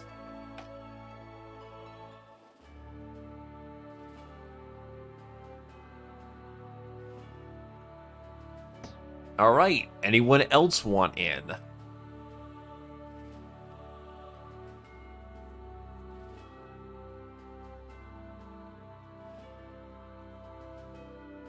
Four is a solid starting lineup because I do believe other than having a... Well, I've got hybrid, so I don't actually need a hardcore wizard.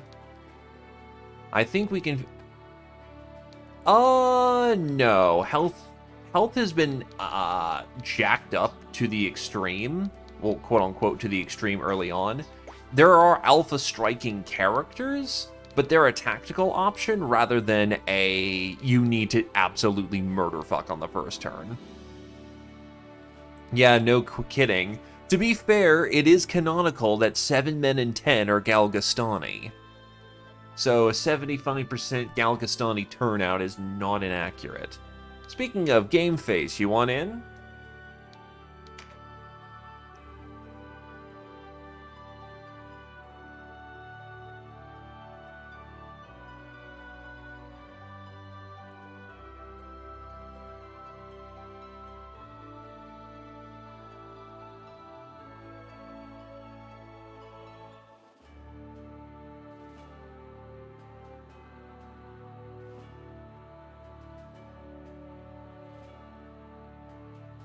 Alrighty. Then if no one else wants in, we have the team for now.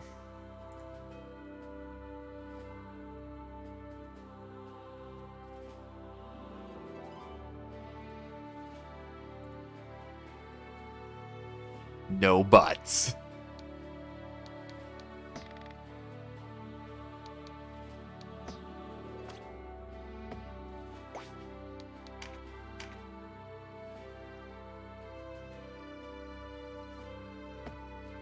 Also, by the way, fun fact about this game, just to kind of make sure that you're aware of the tone. First of all, there's the entirety of the map. It's a big map.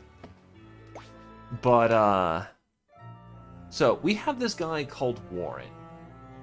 This is the Warren Report.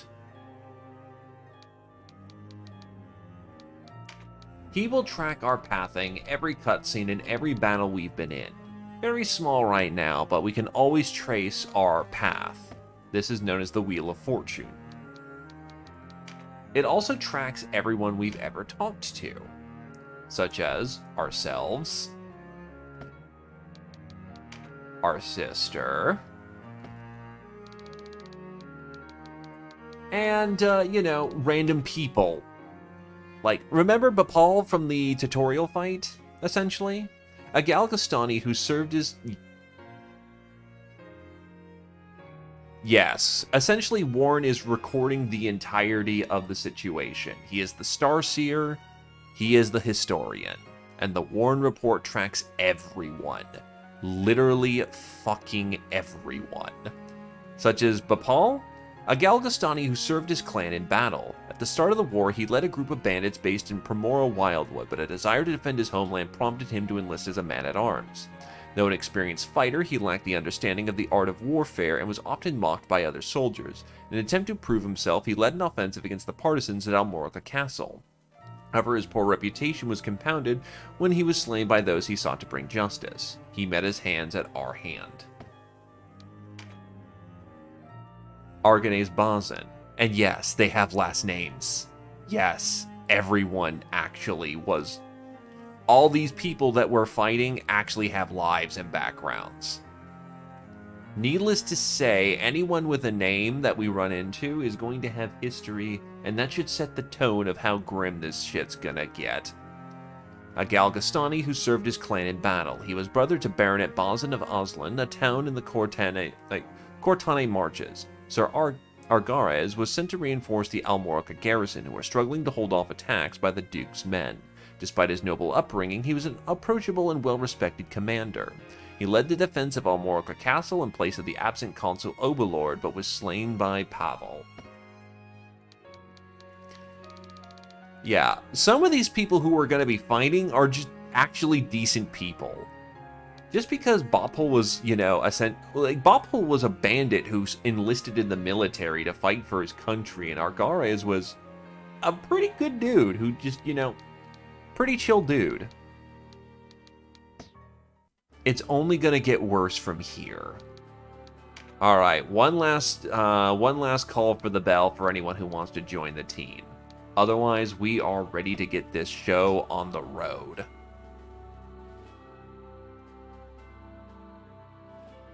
Going once. Going twice.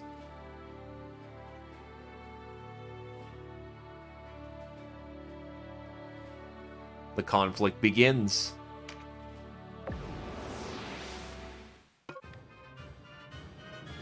All right. So, we can deploy up to 12 units, but some battlefields are going to have limits on what that looks like.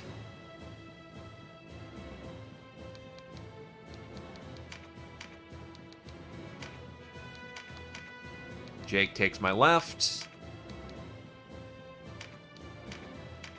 The Rune Fencers takes... Well, actually, I could just have the Rune Fencers take center. Welcome, Adrelion. You just missed the first round of recruiting, but there can always be a second round. We have the entirety of the recruited army +1 on the field, so nice.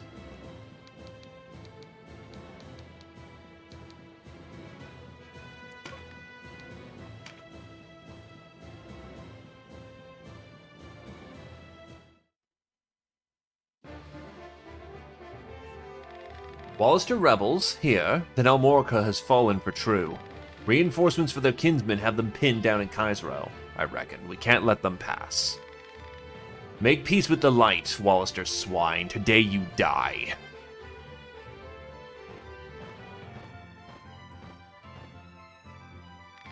You look like a lonely lot. Thought I might join you.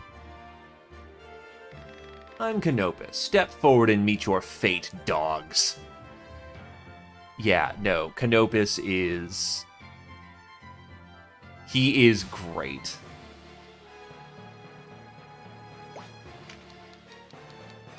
He's also fucking fast.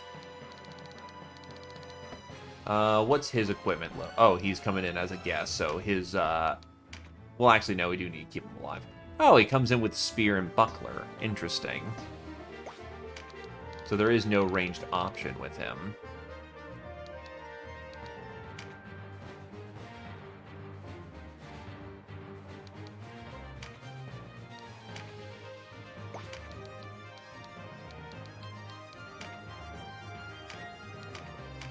How far is our arc?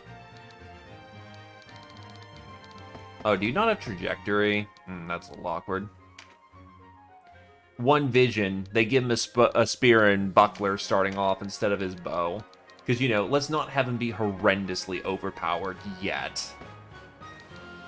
He'll get his bow soon enough.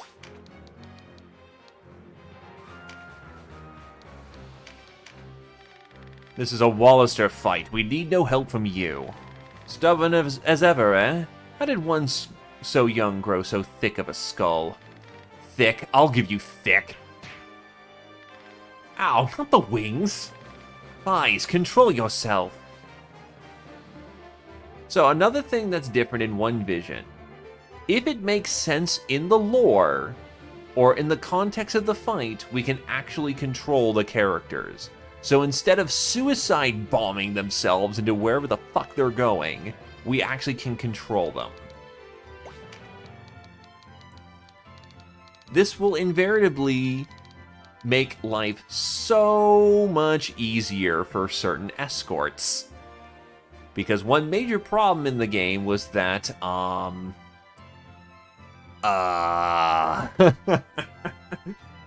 let's just say the guests have a habit of suicide bombing, and if the guests die in combat, certain guests need to survive combats.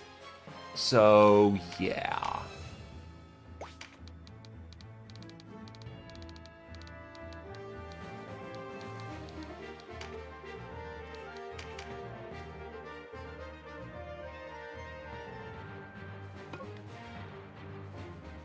Also, this is the Chariot Tarot. So how does this tarot work? The game will record up to 50 actions in a fight. We can essentially manipulate the RNG if we please by doing this. For the purposes of actually having some challenge and some difficulties, the Deus Ex Machina will be the Chariot. The Chariot, for a Deus Ex, I'll probably make it cheaper for the purposes of this because it's very easy to access and whatnot. It is not obtrusive. But essentially, the Chariot allows you to re-roll, and it will even keep split timelines too. So let's say that Kachua got hit here and wanted to change her action. She could roll it back, do something else, and that would change events. But that would turn into a split timeline. Yeah, this is basically Turnwheel Divine Pulse, except when you do it, you're not locked into your action. You are able to roll back the clock as long as it's within the 50 turns the 50 actions that were saved. If a timeline doesn't end up going the way you want, and you want to stick with your original timeline but make a minor decision change there, the Chariot allows you to do so. But once you start getting to 50 plus actions, it will remove the previous actions, and thus other timelines if those actions are no longer applicable.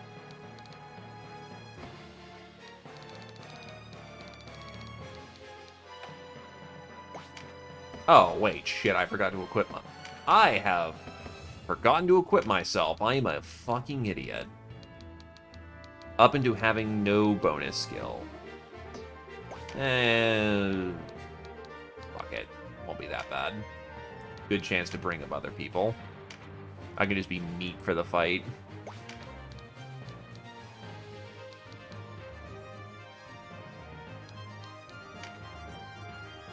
Something something butterfly effect. Alright, so Zephyr is equipped with a sword, so he's very much a lineman. And you don't have access to your lightning magic yet. Wavy doesn't have access to thunder magic, but you are in range to be able to do this number. First blood.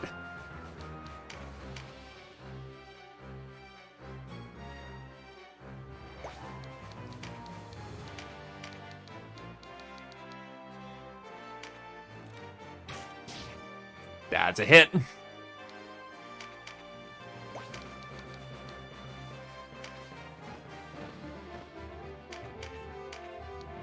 Boink. Ooh, crit. He got knocked off the ledge.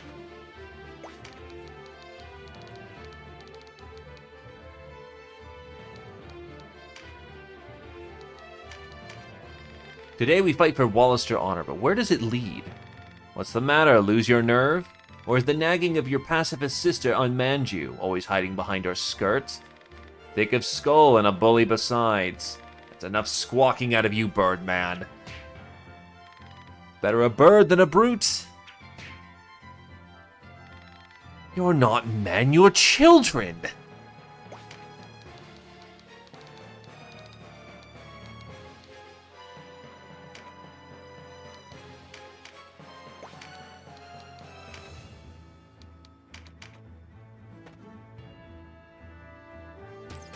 Oh, he's got a bow gun. Ow.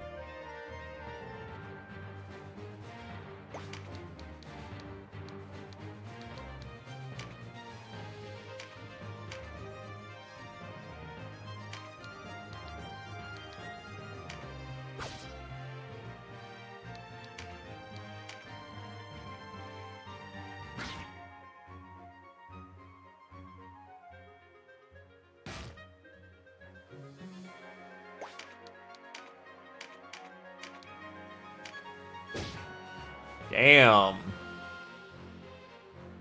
Now, why was there extra damage that fired off?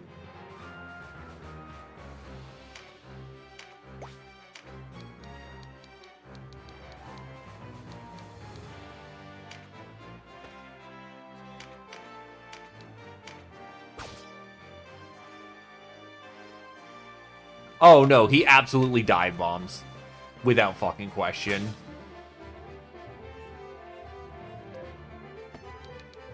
Just to check what Stagger does.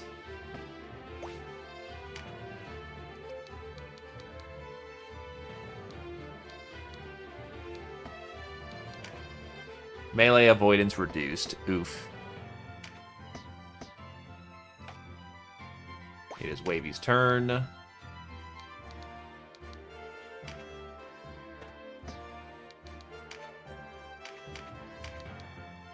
Boink. First kill to Wavy. Unfortunately, because we're all Galgaston, we don't particularly like killing other Galgaston.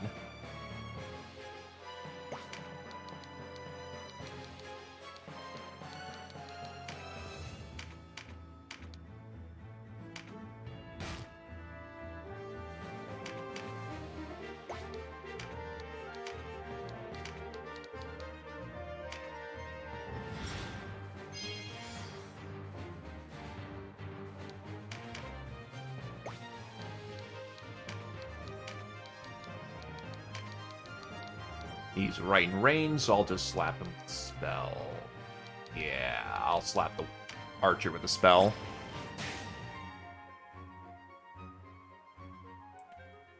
They did a really good job of programming the AI to actually be logical, because Katsua, as mentioned before, Katsua will prioritize Denim, or the main character's health, above anyone else.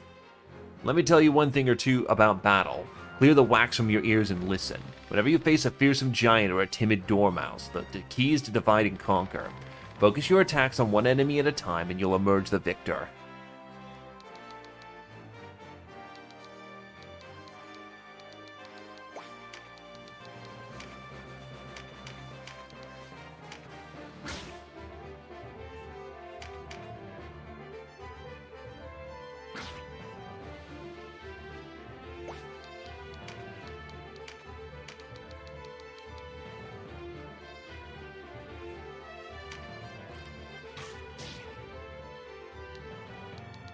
Time to scoot.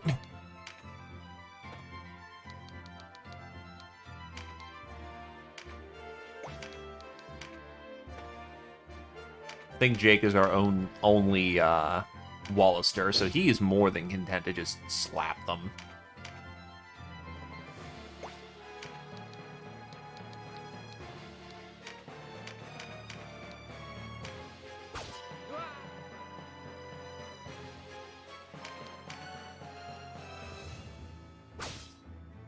Ow.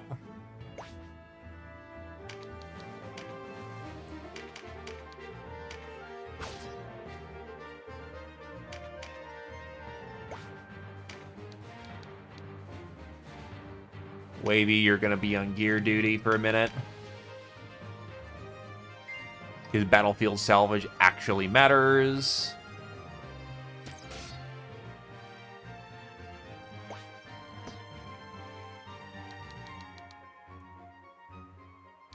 You're gonna be taking time to actually get the job done, so slap.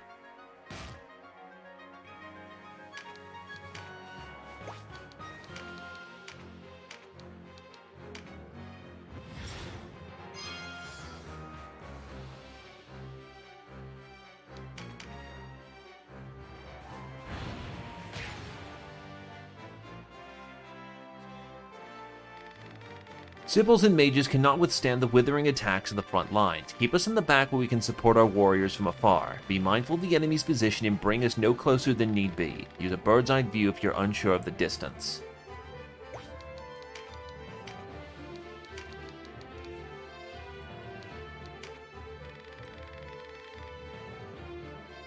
I also really like the incantations.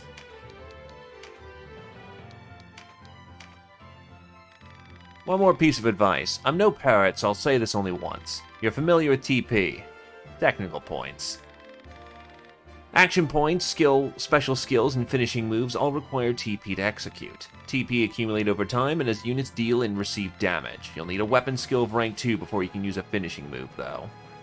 Hey, it's Noob! Good to see you, my dude. Hitting me with the, what, the Coco greeting? Drag it unto yourself, I see. Please stop bullying my archer. He doesn't deserve that.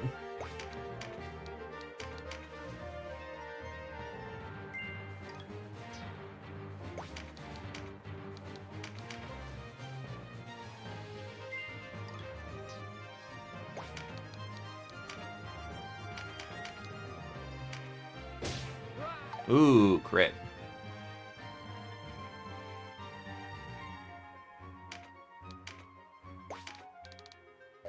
Zephyr, go and get the Laurel.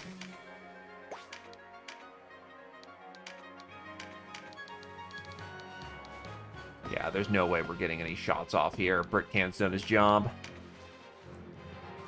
But how's it going, my friend? You been doing all right?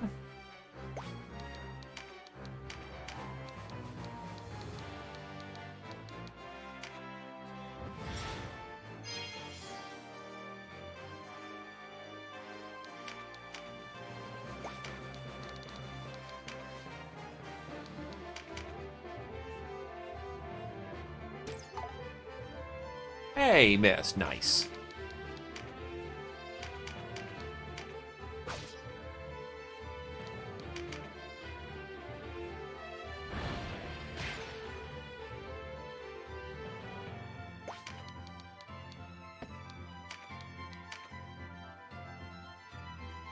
Nah, I get that feeling.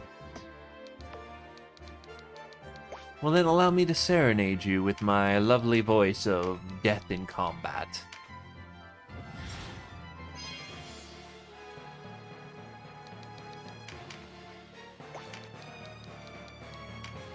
Wavy to the front.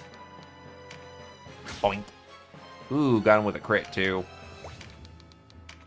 Again, if it's a guest who kills him, not us, that's technically not Chaos Frame penalties.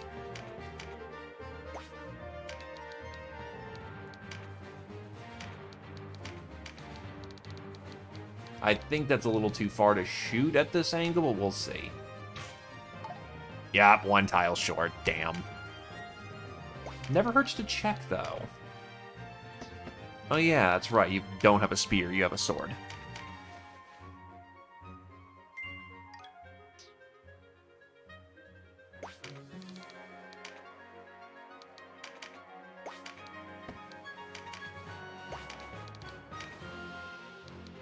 Running, running, running. Oh, he's moving into engage.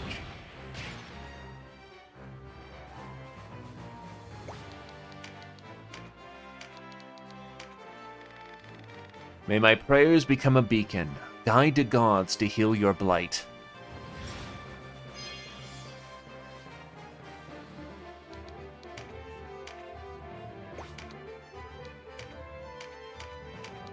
Boink. So here's the thing about spears as well. Spears have a 1-2 range, but it's not just 1-2 range. It hits both tiles.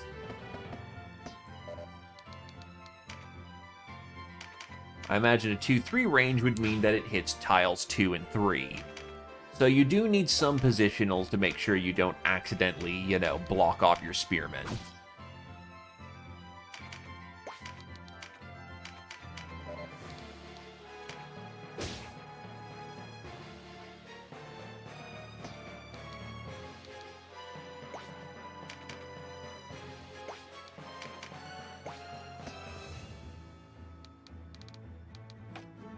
I'm gonna get Vice to get the Laurel.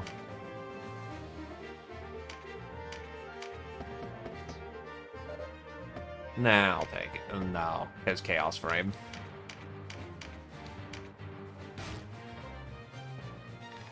No place to die.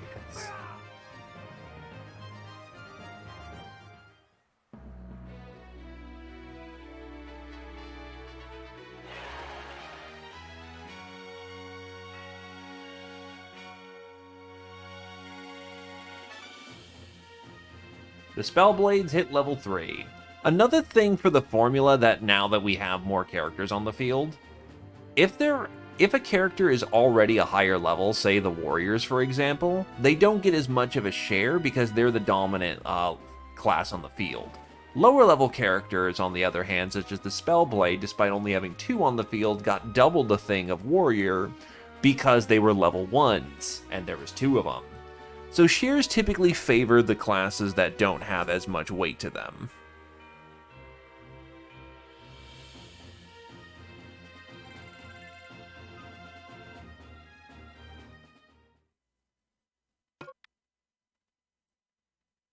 So anyway, we're gonna reject Canop. No, fucking Canopus is a bro. He is a bro. He is the best character in the fucking game, and if you reject him, you are a goddamn moron. Yes, noob, we are. Optional battles may now randomly happen.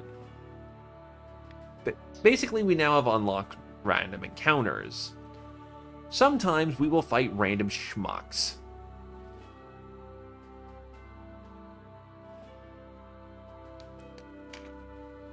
Well, Jake, you were 1 HP, like 1 damage point from killing him. You nearly crit killed him, and he had 1 HP off. So anyway, I am not going to forget my skills this time.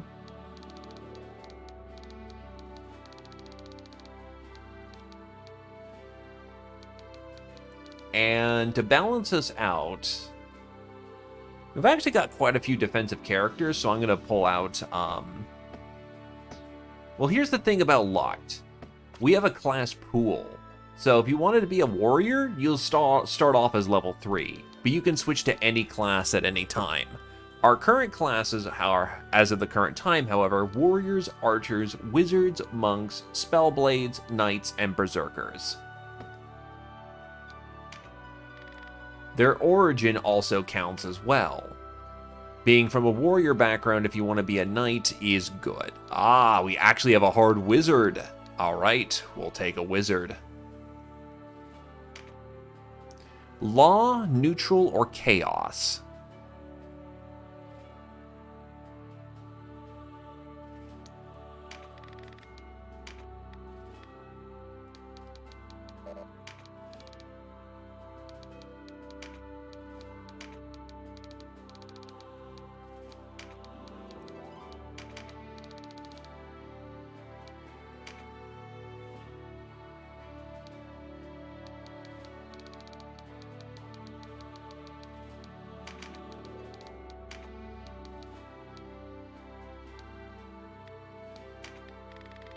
He is a Wallister man.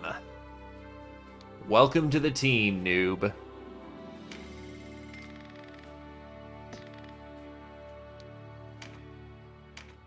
Also, I'm gonna assign my two-handed swords.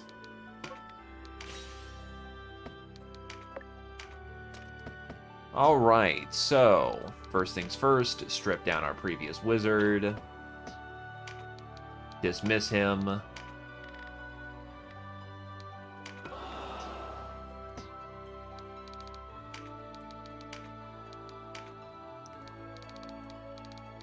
Alright, so you technically have access to cudgels, spellbooks, and daggers, but you also have access to every school of magic. What would you like to equip yourself with?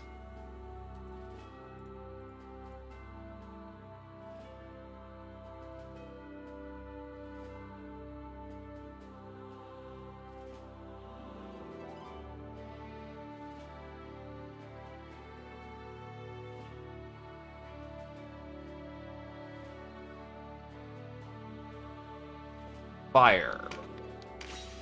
Would you like a second school of magic, or would you like a weapon art? You can well, Wizard has access to all forms of magic, and you have access to daggers, cudgels, and spell books as your physical weapon. In one vision, at least.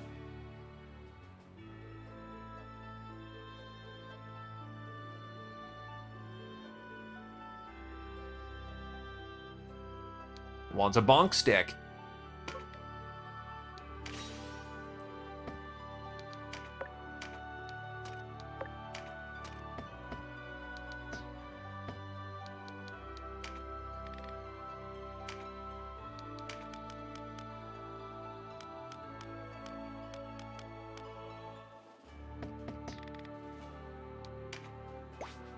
And plus, a cudgel seems to be stabs, so, yeah.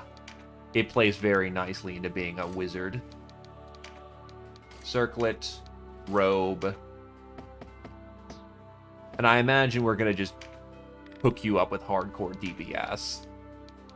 So Arcana. Oh yeah, we got a Spark Sphere from last combat. Enrage.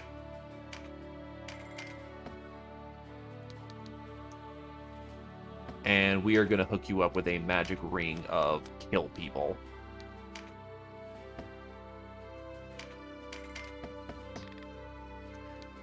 And that should be equipped and good to go.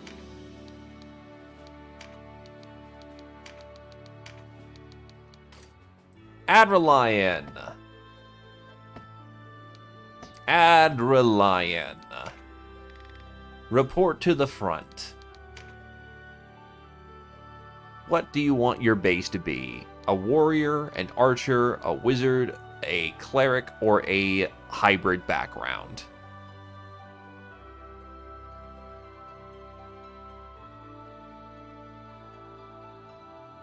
Hey, Ninja Zombie! Hi, y'all! We're doing... Alright, you are a hybrid background. Then I did it again. We're actually starting to get some Wallister men in here instead of all Galgastani. Oops. Law, chaos, or neutral?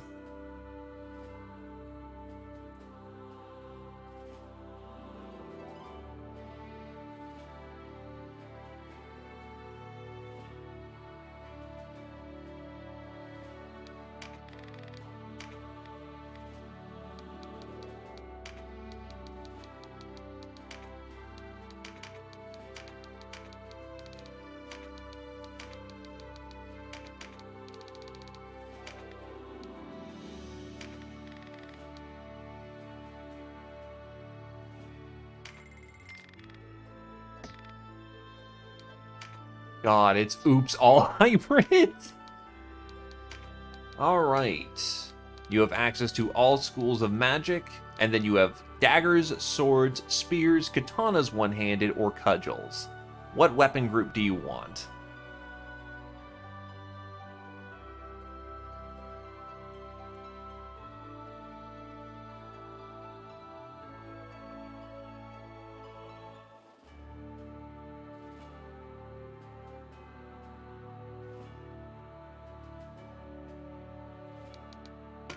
Spears it is. Do you want to have a school of Well, yeah, that's where the rest of your skill points are probably going. What school of magic do you want to command?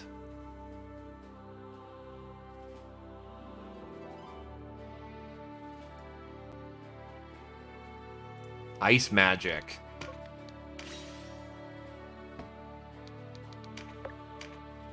Ice. Spears.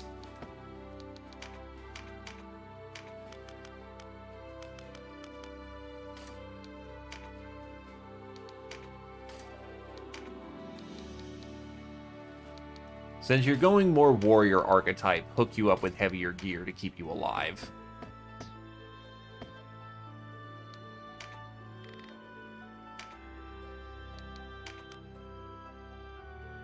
And I'll give you a warrior's ring.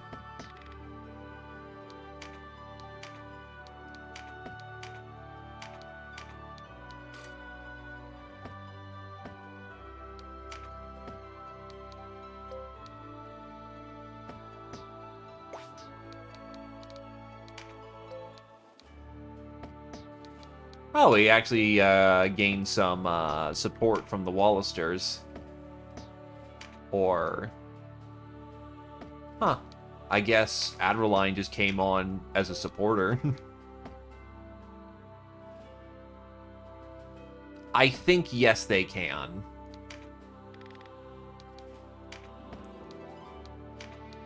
It's unusual, but it works.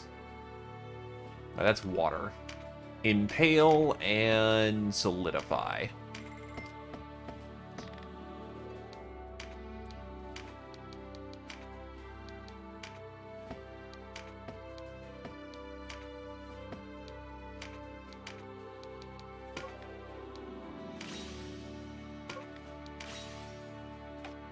Our wizard learns Enrage and Spark Sphere. I believe you're equipped and good to go.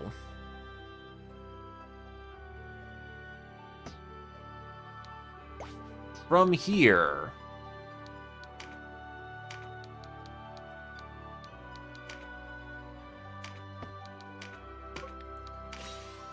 Anyone else want to join the team?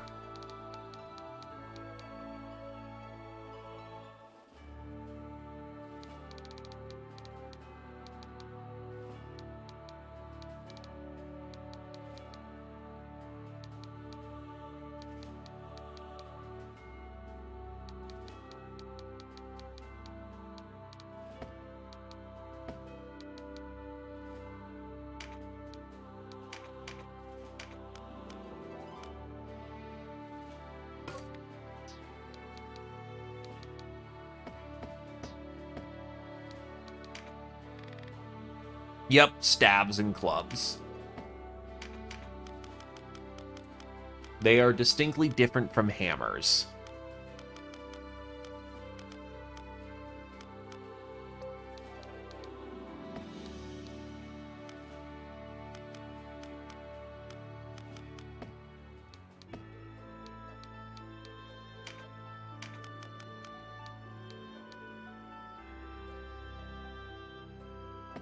Alrighty. What backing do you want to be from Ninja Zombie? Warrior background, archer background, magic background, cleric background, or a hybrid background?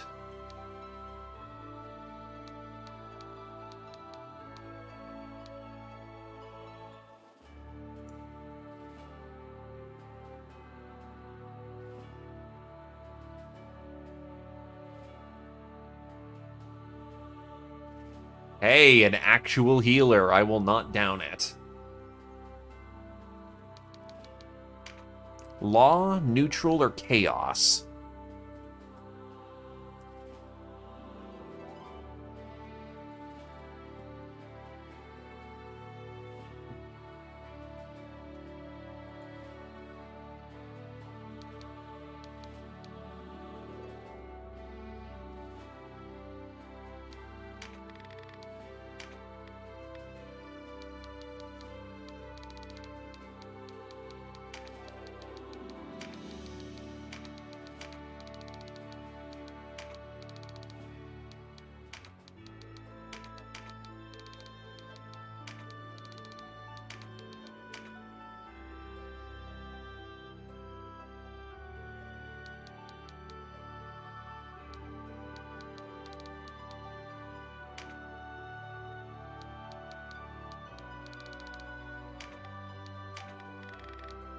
Welcome to the team.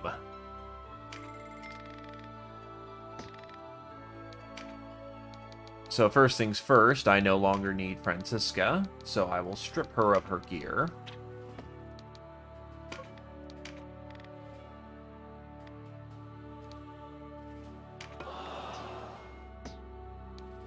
So we actually now have just nothing but, you know, our own recruits here. For you, sir. First of all, obviously you're learning divine magic because you're a cleric. But you have your choice. Fist weapons, hammers, cudgels, and spell books.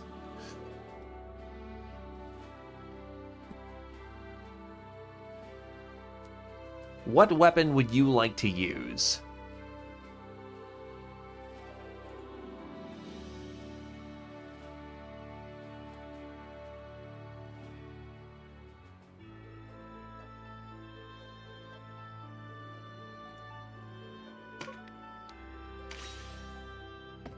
Kung Fu Priest it is.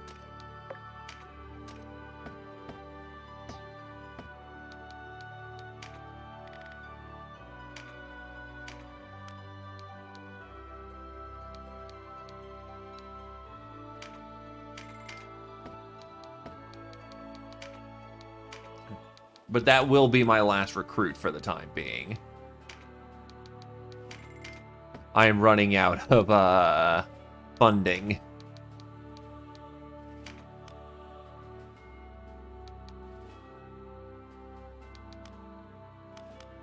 Right, they condense. That's what Art of War is. They condense down things like this to, Oh. That's interesting. So at level 5, with Art of War, we can teach, archers to walk on water.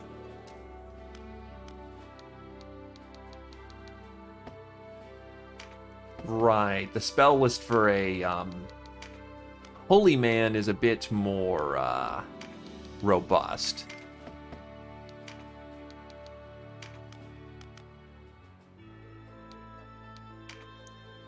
One Sun Spear, one Heal, one Dispel, one Exorcism, we're gonna need that, one Enervate, and then one Cleanse.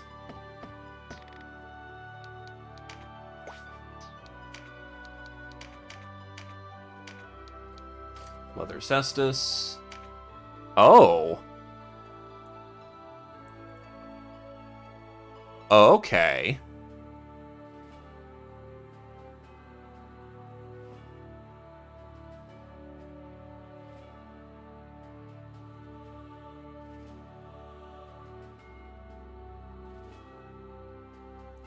Let me check.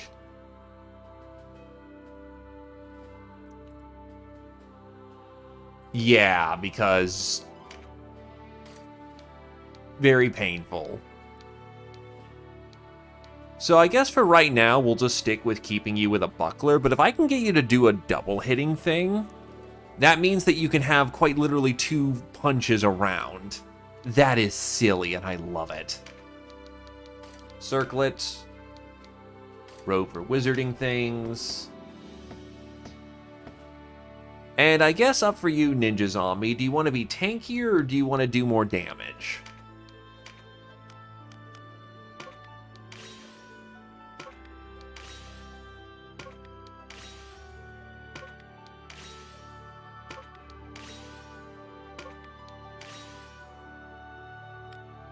It's a Knit-Nat!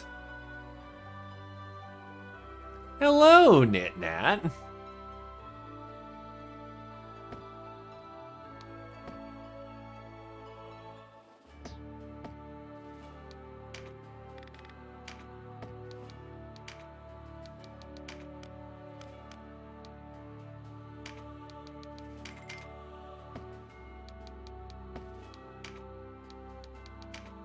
Hook you up with your defender's ring. Oh, no, not defender, your attacker's ring.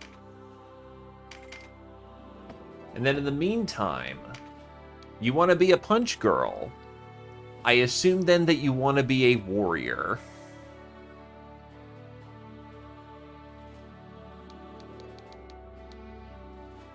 to be the punchiest that you can be.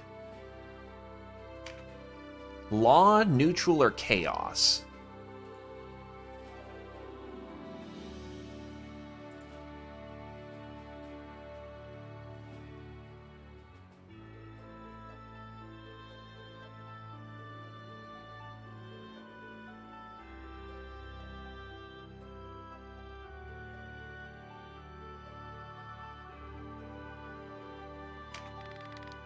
And then give me a name.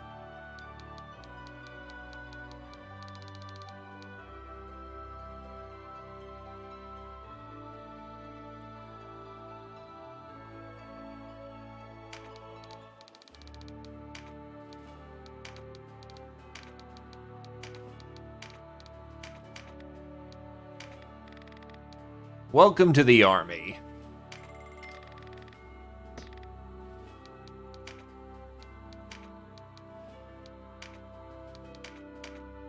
Alright, so clearly you want to be using axes, right? No, fist. You cast fist.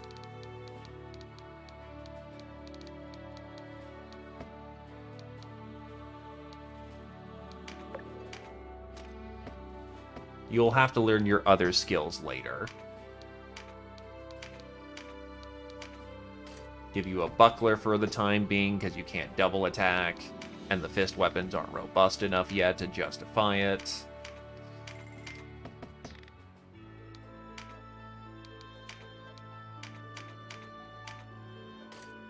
Leather cestus, and then from here, give you pants, and then get you some gauntlets so that you can prioritize just being an aggressive, in-your-face character. Out of 30 grand that we were given, I have effectively drained all of it. Very nice.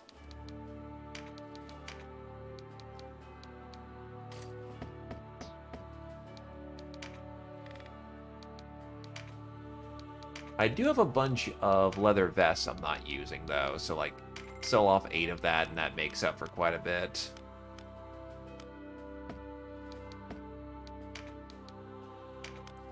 Get another warrior's ring.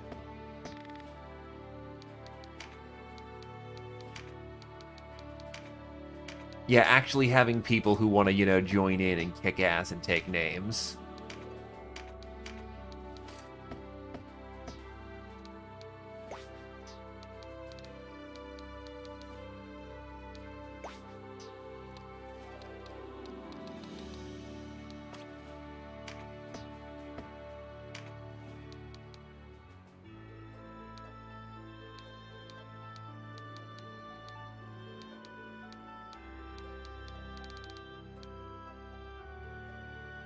Well, no, here's the thing. 3 people are warrior hybrids. We have a wizard. Like, honestly, probably our weakest point is direct range damage, and even then, that can be rectified. Oh yeah, I should probably equip myself to make sure I've actually got gear. Good enough.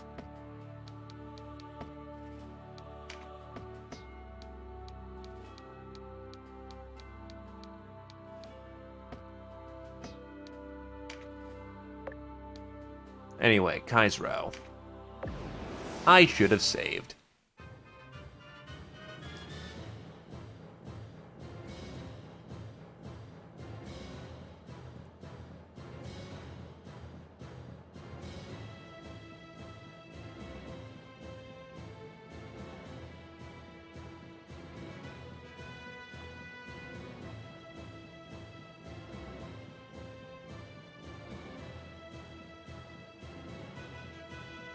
We're good.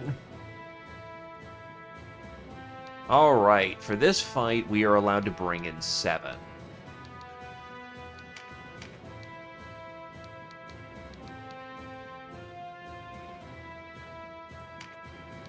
Now, as much as I want to bring in Canopus will easily catch up whenever the fuck he does. Though I will do this before I forget.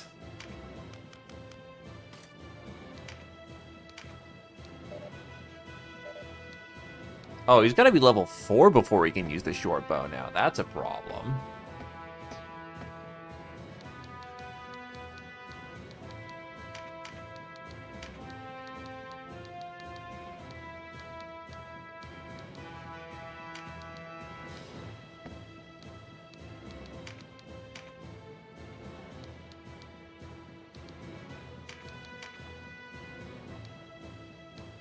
First line, second line, third line.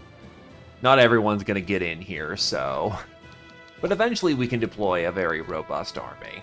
For right now, though, we're still limited because we have guests and it's early on. Let's go.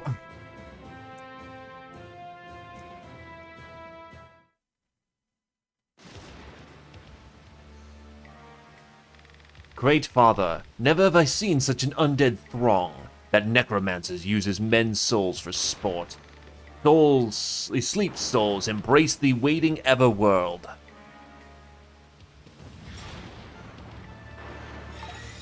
Nothing happens. Impossible, my exorcism has failed? Perhaps the corpses must be still before the soul can be put to rest. I've forgotten much in the 15 years since I last faced the undead. But listen to me making excuses. So, fun fact, this is a double reference. First of all, the intervening period between the original SNES and PSP remakes was 15 years. 2. In the original game, all you had to do was throw exorcisms at the undead, and it would do massive damage and or just kill them. Here, exorcism is useless unless the enemy is knocked unconscious. If the undead is knocked unconscious, exorcism removes them from the field and counts as kill. So he's basically just saying, wait, what the fuck? The rules have changed? Huh. Patience, Lennar. We only need to await for reinforcements.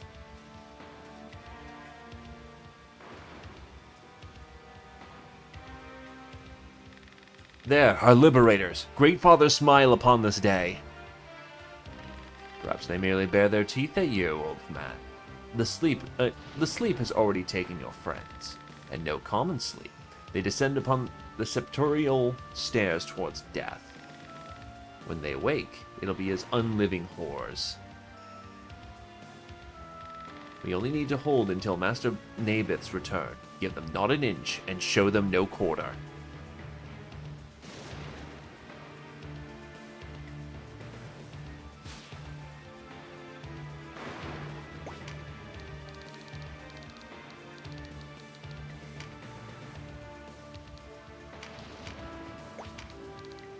Whee! Vice does Vice things.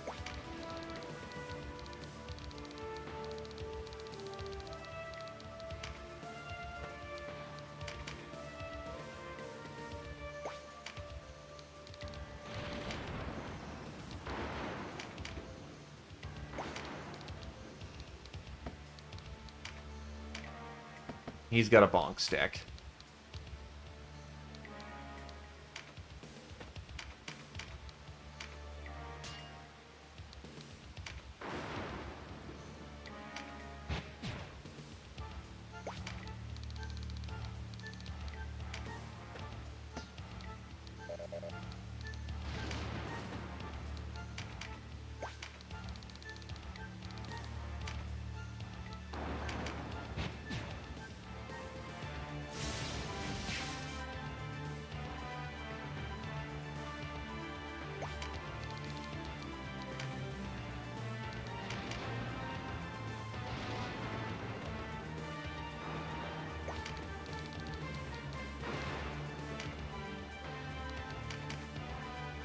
Do they count as Galgastani? Yes, they count as Galgastani army despite being undead.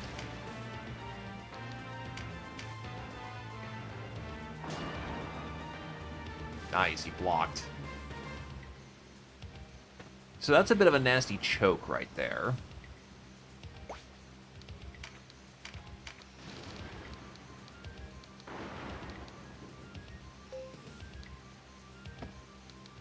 Oh, they're undead, aren't they? That's a problem. Can I longball that? Yes, I can, and I even hit, which is nice.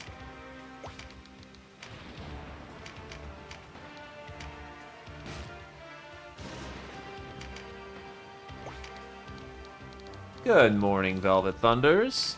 Hello, Zeoposer. This is Tactics Ogre, the granddaddy of Fire Emblem Tactics, Final Fantasy Tactics. You do not have attack spells, right? You're a cleric. But you will be invaluable for this fight because you need to kill secure. Oof, my condolences. Hopefully the Rona doesn't last long. Understandable. Nice, hit that good.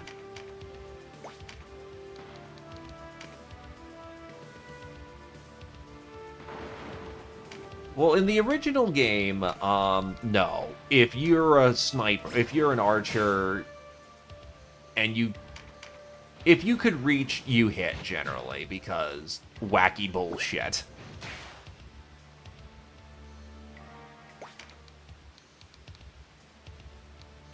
Well, yeah, they don't want you catching the Rona. They don't want to catch the Rona.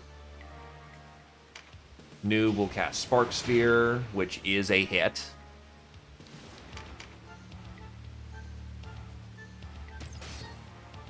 Ah, lucky ducky. He will back off for a moment and get some healing on himself.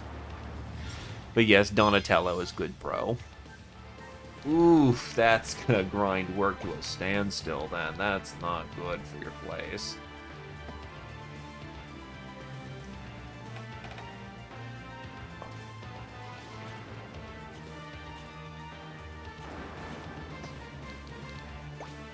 Ah, you can whip in for the side over here and just land the hit. Hello, Tafoofer!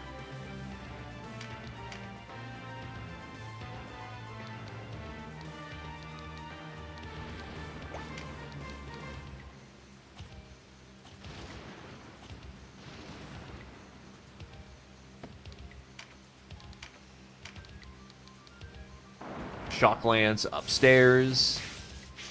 And that is a knockout. So unlike regular men, undead just fall unconscious. If you don't kill them quickly enough, they pick themselves back up with half health, which is not good.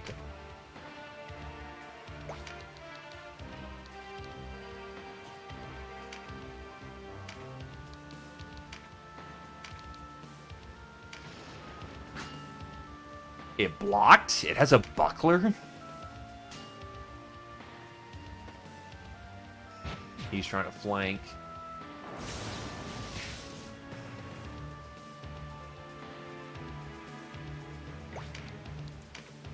Ninja Zombie will remove this cursed soul from our domain. Oh wait, that's Dispel, not Exorcisms. Return to the world of the unliving.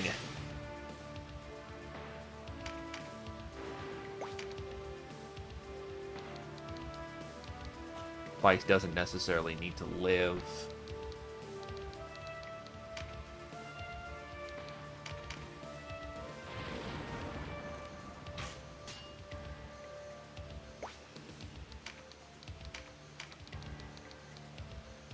Yeah, he's right in range. Pick him off, Brit. Ah, yeah, he's gone. Good shooting.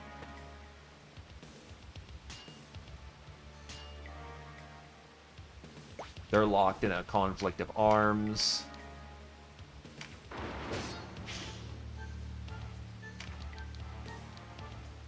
Move to adjust to accommodate for the outflanker.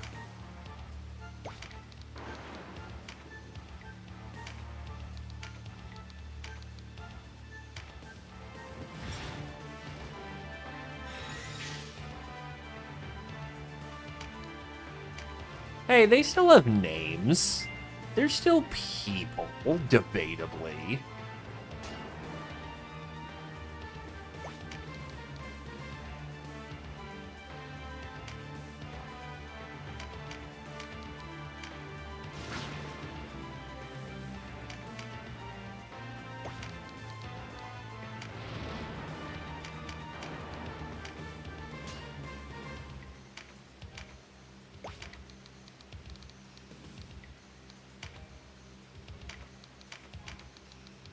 right in range of a Spark Sphere. Unfortunately, because it's fucking raining, it's not as effective as it could be.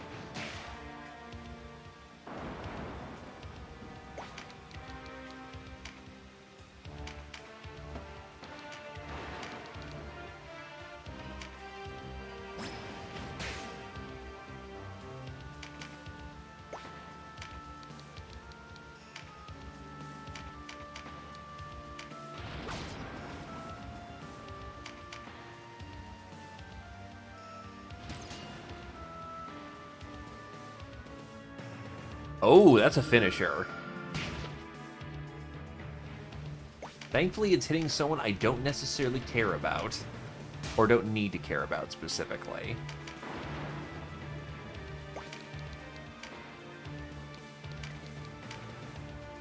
Exorcism, bink.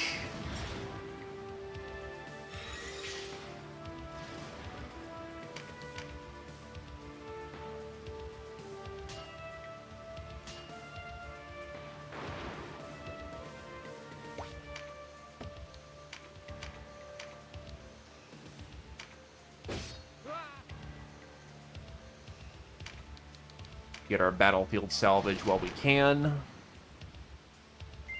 And yeah, pretty... No, though, wait, there's still another enemy wizard caster on the field.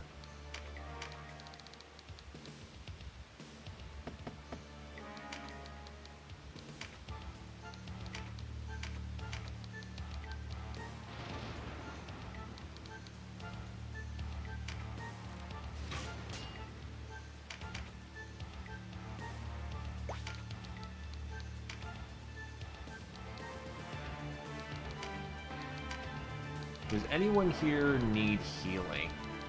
No, honestly, our force comp... Oh, wait, Brickhan needs healing, because they really like poking him.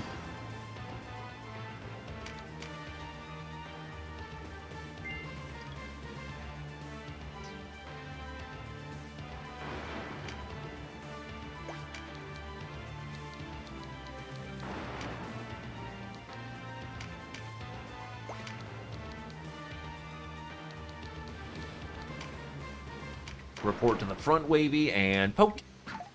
Ah, it's a miss.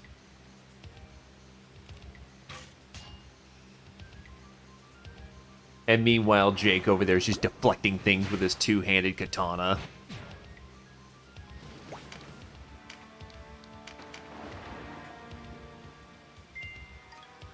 Morning Star and Leather Vest.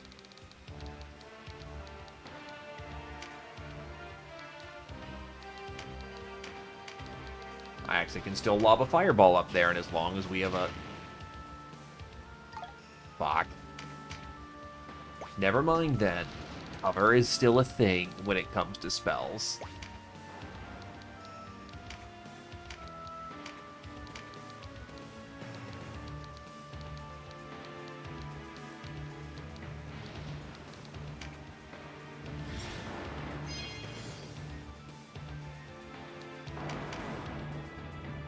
The weather turns.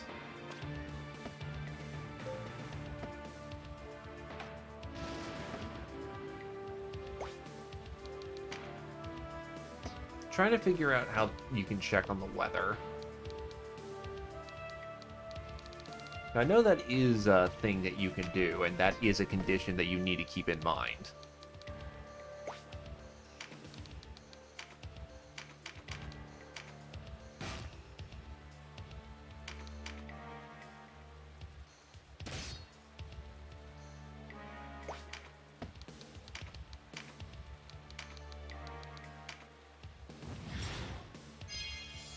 Alright, you're patched. That's not so good. Withered. What does that do? Max HP reduced. Oh, that's scummy.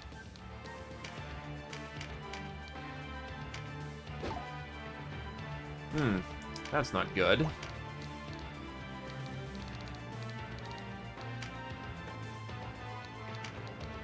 I suppose I will Shock Lance you instead.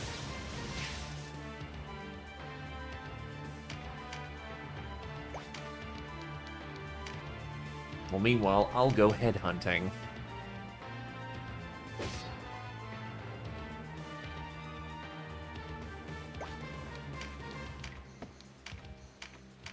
Oh, fat-fingered. Mistakes were made, mistakes were made.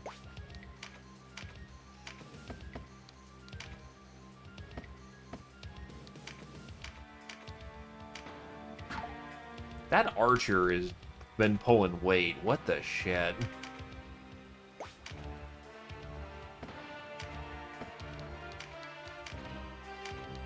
So don't fat finger that a second time.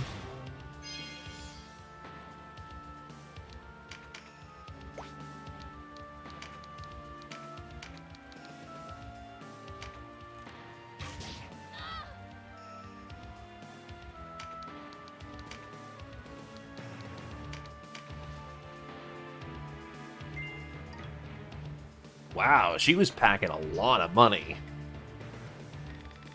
Swing, rise, ye watery fist, with fury flow, crush bone and flesh.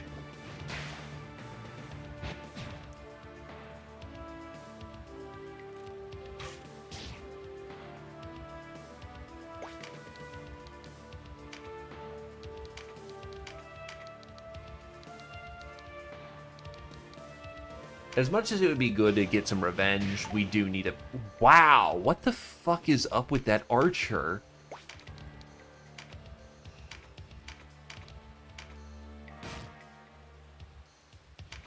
Finally hit.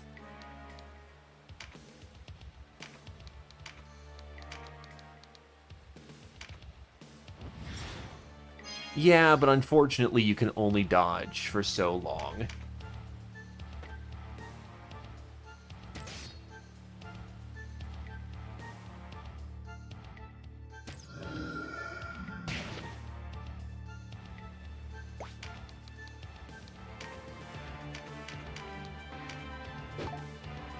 What the shit?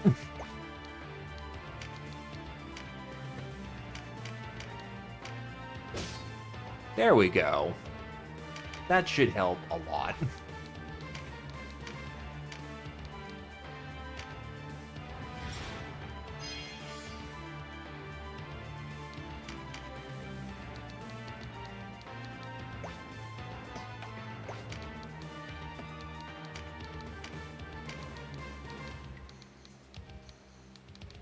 Yeah, we'll get Vice because we can.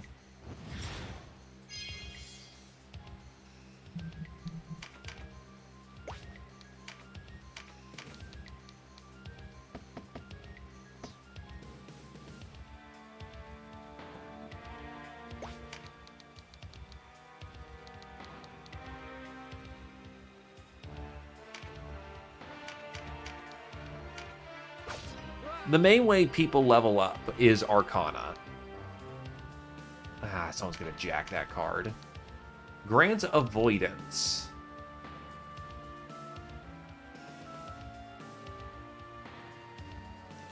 As far as I remember, but no. Essentially how people get stats is that they pick up Arcana, and their main way of progression is that they're going to be building up their skills.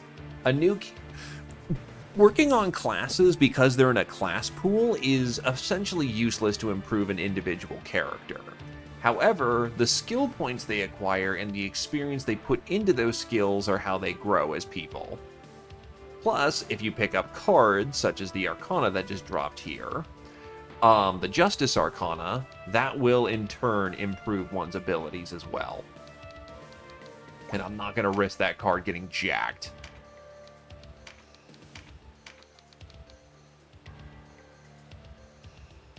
This did indeed come first, but this is the remake. The original Let Us Cling Together was on the SNES, and characters were individuals in that one. They leveled up independently of each other. Then FFT did their thing, and then the remake came, which they stole the skill system from FFT.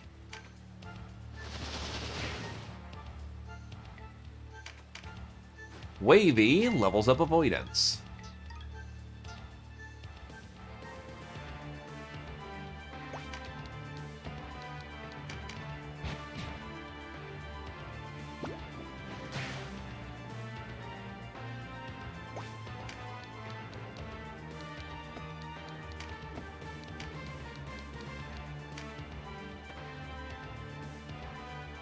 It does. Elevation matters.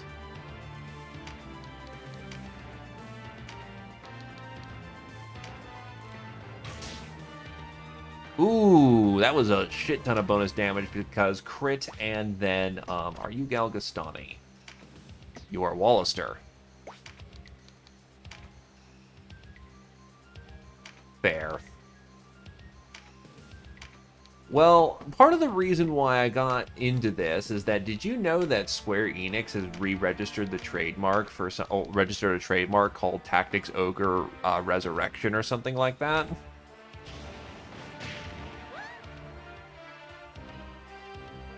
The clan names are the nations that these people come from. We are fighting under a Wallister banner, and we are fighting Galgastanis. Galgastans don't like killing Galgastans. For obvious reasons.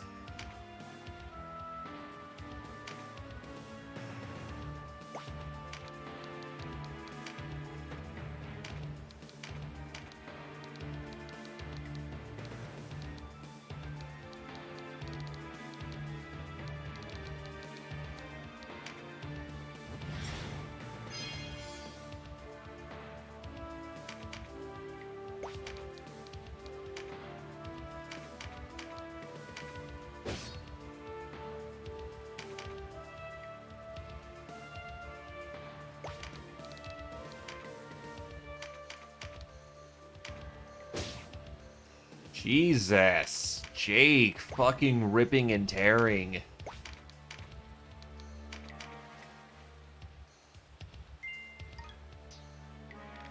Where is Master Nabeth? What's keeping him?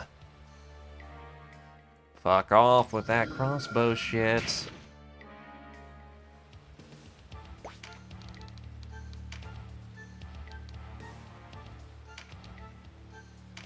Well, that's because Agreus, Ravenous is basically Agreus Oaks, but in the,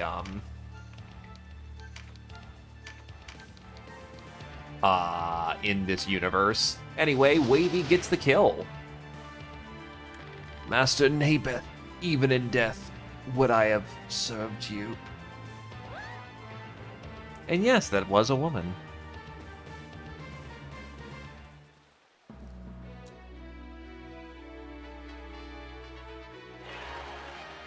Banish Arcana, Nabeth's Glass Pumpkins, goodies.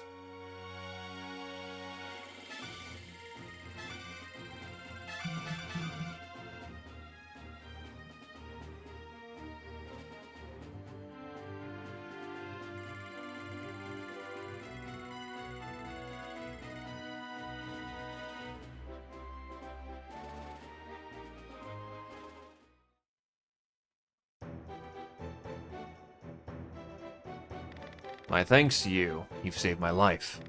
My apologies to you, Abuna. Such is our reward for striking blind.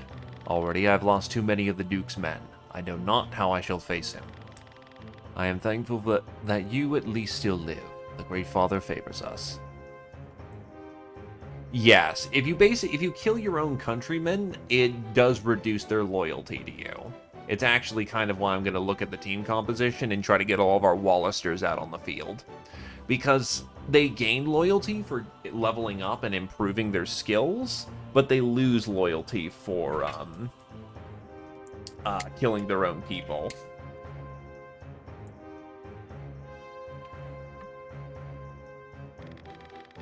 As he is surely displeased by my trespass of this by the trespass of this Nabeth, a sorcerer of the foulest sort. Yes, Nabeth, he lies hidden to a rotting fastness beyond the town. Odd. With his men left at Almorica, I thought him bound for Coronate.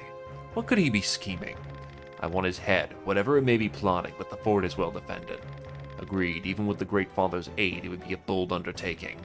Let us head back to Almorica and report. Nabeth can't escape as long as we hold the town, so we strike only when ready.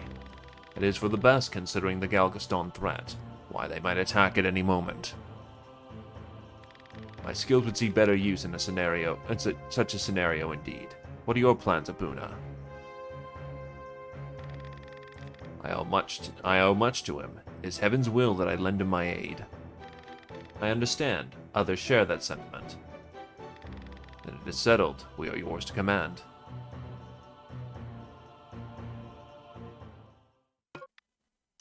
Donatello wants to join the party. He's bro tier, so we let him stay.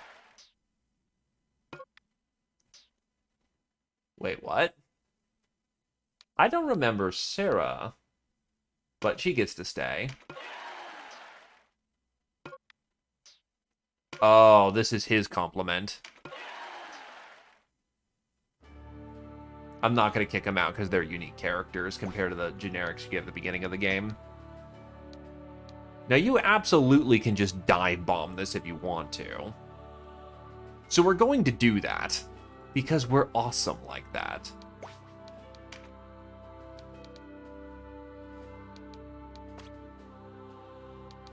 Still, this does unlock rogues for us. So, rogues. A roguish disposition. Let me look at what changes happened to them, because I didn't really use them that much in my run.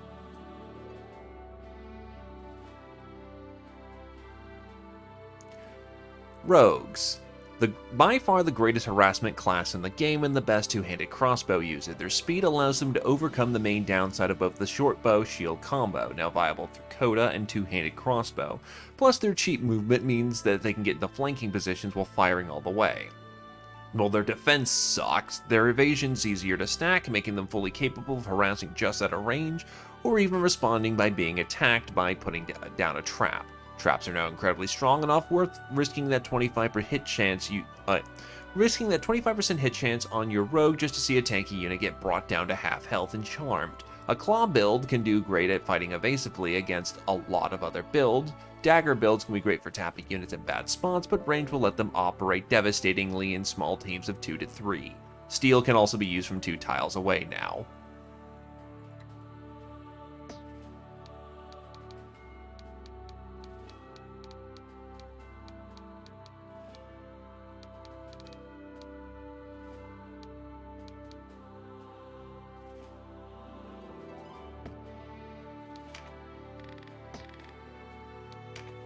With all due respect, in the current moment, I've got 2 of them running around. Unfortunately, rune fencers are not allowed to get healing spells. We've had access to knights. Buffing spells, yes. Healing spells, no. That is the exclusive property of the priest and the cleric.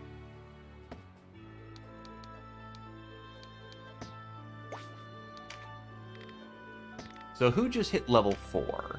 It was the warriors and the rune fencers.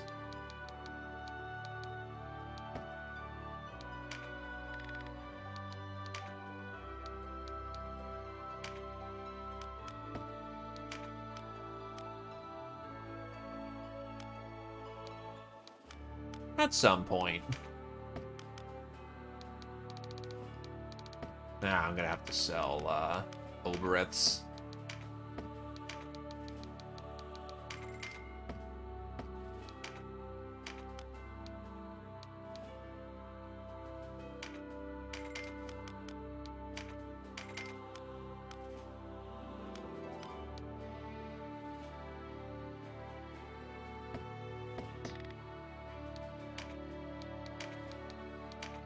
Sword for myself.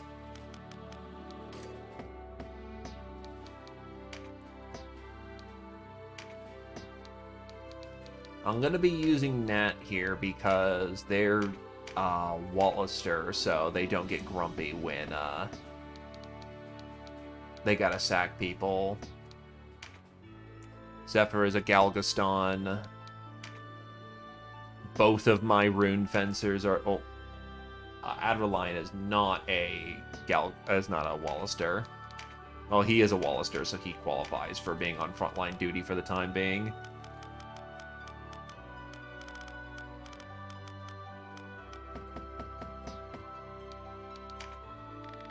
Yes, I might be practicing a little bit of racism to prevent racism. It's weird.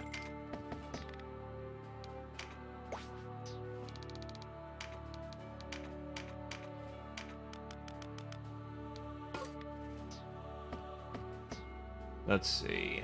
That's one. Noob is Wallister. Wavy and Zephyr can take a break.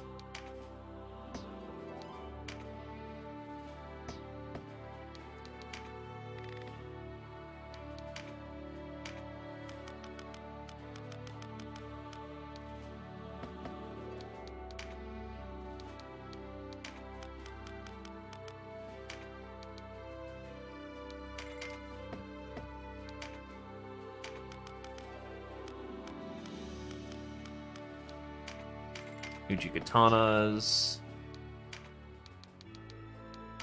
Something tells me Jake is going to be our crit Lord Supreme, who is just the reliable warrior who gets us through a shit ton of bullshit.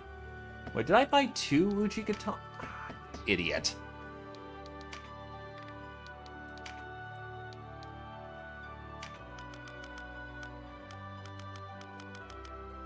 Yes, I already bought one.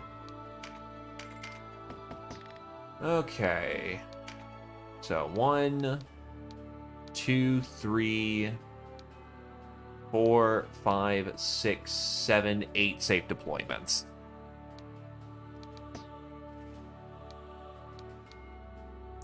Anyway, we're gonna go do the fun thing now.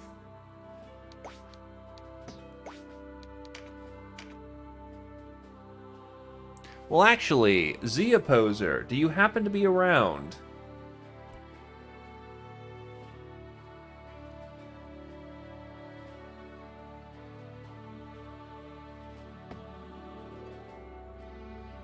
You put down a claim, and thus I will honor it, as long as you are around. If not, then I will sit on it for a moment, because I really can't afford extra forces right now.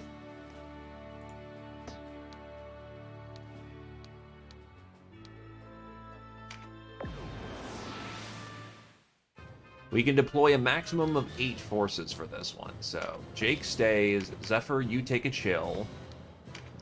Wavy takes a chill for the time being, as these are Galgastani forces that we're fighting.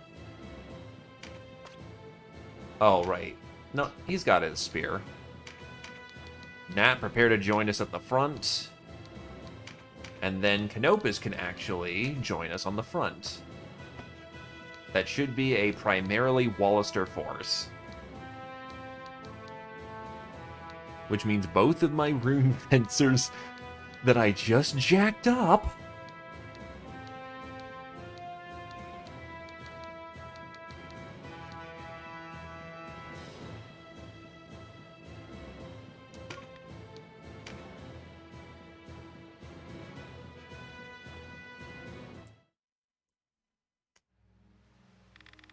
tracked me down, have you? Moldova's gone then. She offered a rare appreciation for my research. Sad to see her pass, though I envy her newfound vicinity to death. Yet it is not time to join her company. Perhaps we can come to an understanding. I care not who rules this island. Take it. It's yours. My siege of Amorica was a purely business venture, you see. A deal struck with the Hierophant to satisfy my curiosities. And what of it? Your precious castle's returned. What's done is done. I propose you let me go free. The alternative, of course, would be for us to do battle. But no, the time it would take to destroy you is that much less time for my research. Hardly efficient. If there's anything I detest in this world, it is inefficiency. Lay down your arms and you will come to no harm, but you cannot go free. You would do penance for your crimes, come to Amorica. I promise your life will be spared, though you'll be our prisoner and treated no better than you deserve. I approve you forsake the chaotic nature of you for the twin lights of reason and order. Yet I must decline. You may mean well, but there is no shortage of others who would see me hang. Even if I ask why we must fight, I accept the inevitability of the coming battle. Freedom's wage must be paid in full. Denizens of the Abyss, from ink of blackest night, I summon you. Darkness to me.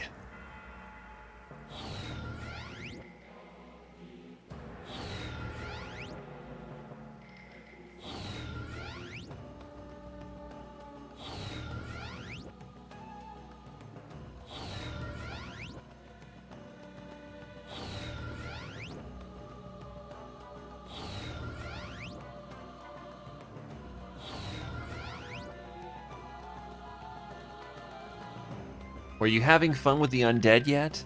Now, an experiment. Let us mix youth with danger and observe the reaction.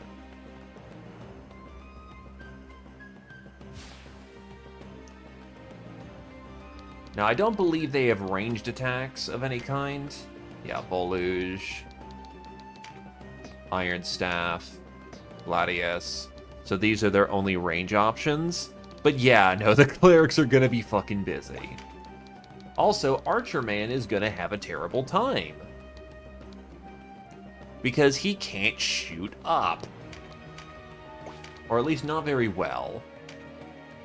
Well, he's got spells, but he's not primarily a concern.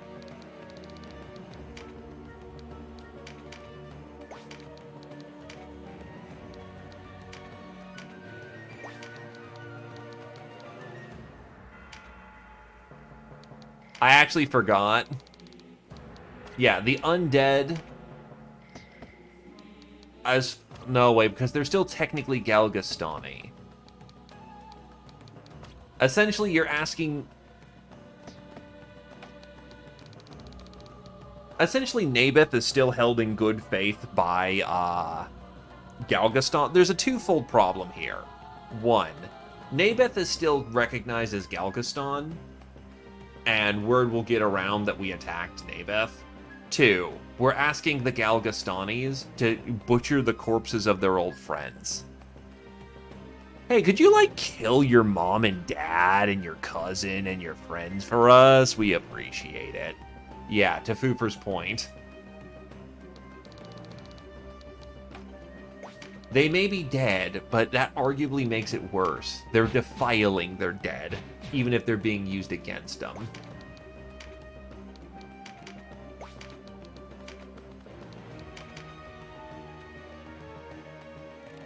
Oh, you have a bow, you fucker. The skeletons have bows. The skeleton... Oh, yeah, the cleric will technically get the kill. Are you... You're a spearman, right? So you need to get in there when you can.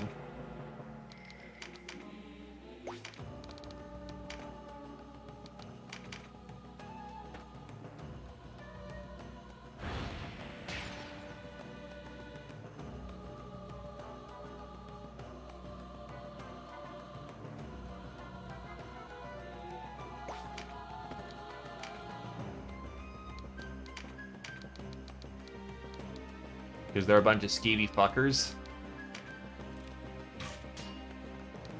Yeah, Nabeth was kind of the major inspiration for Necros.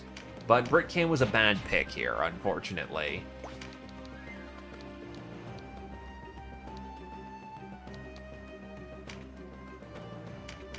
Commence the punching.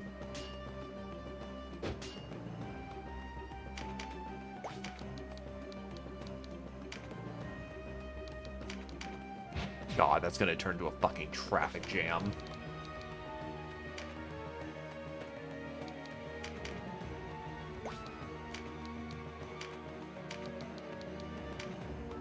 Try to get Britcam back on his feet so he doesn't bleed to death over there.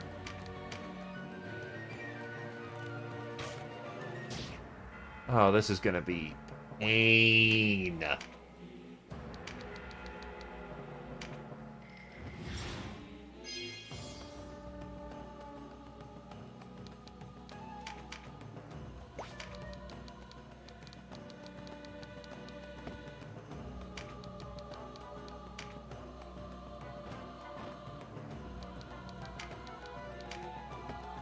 Right, he doesn't have his short bow yet because we didn't use him and he can't axe.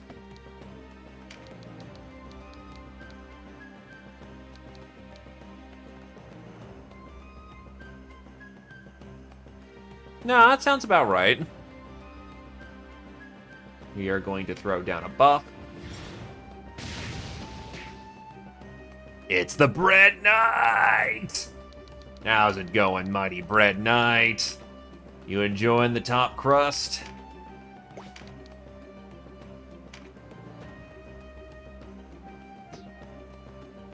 Adderlion is a spearman, right? He should be able to hit from right here. It's not accurate, but... Ow.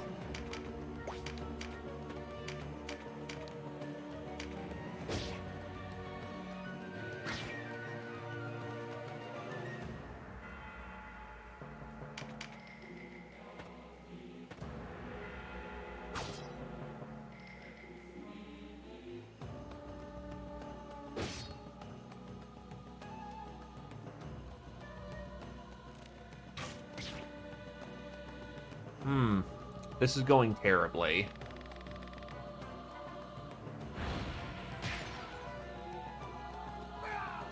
Well, Friendly's on his ass.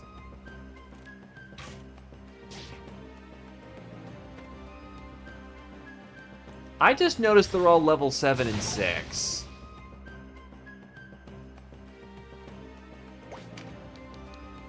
That's a bit higher than I remember it.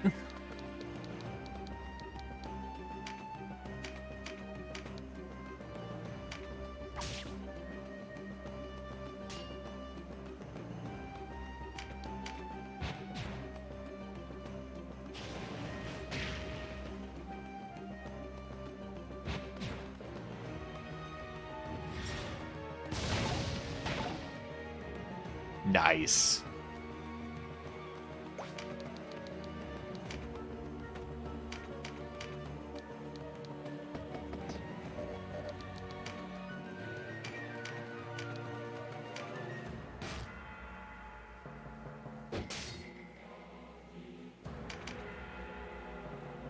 Yeah, I think I'll take the mulligan and say this is probably not what we're supposed to be doing.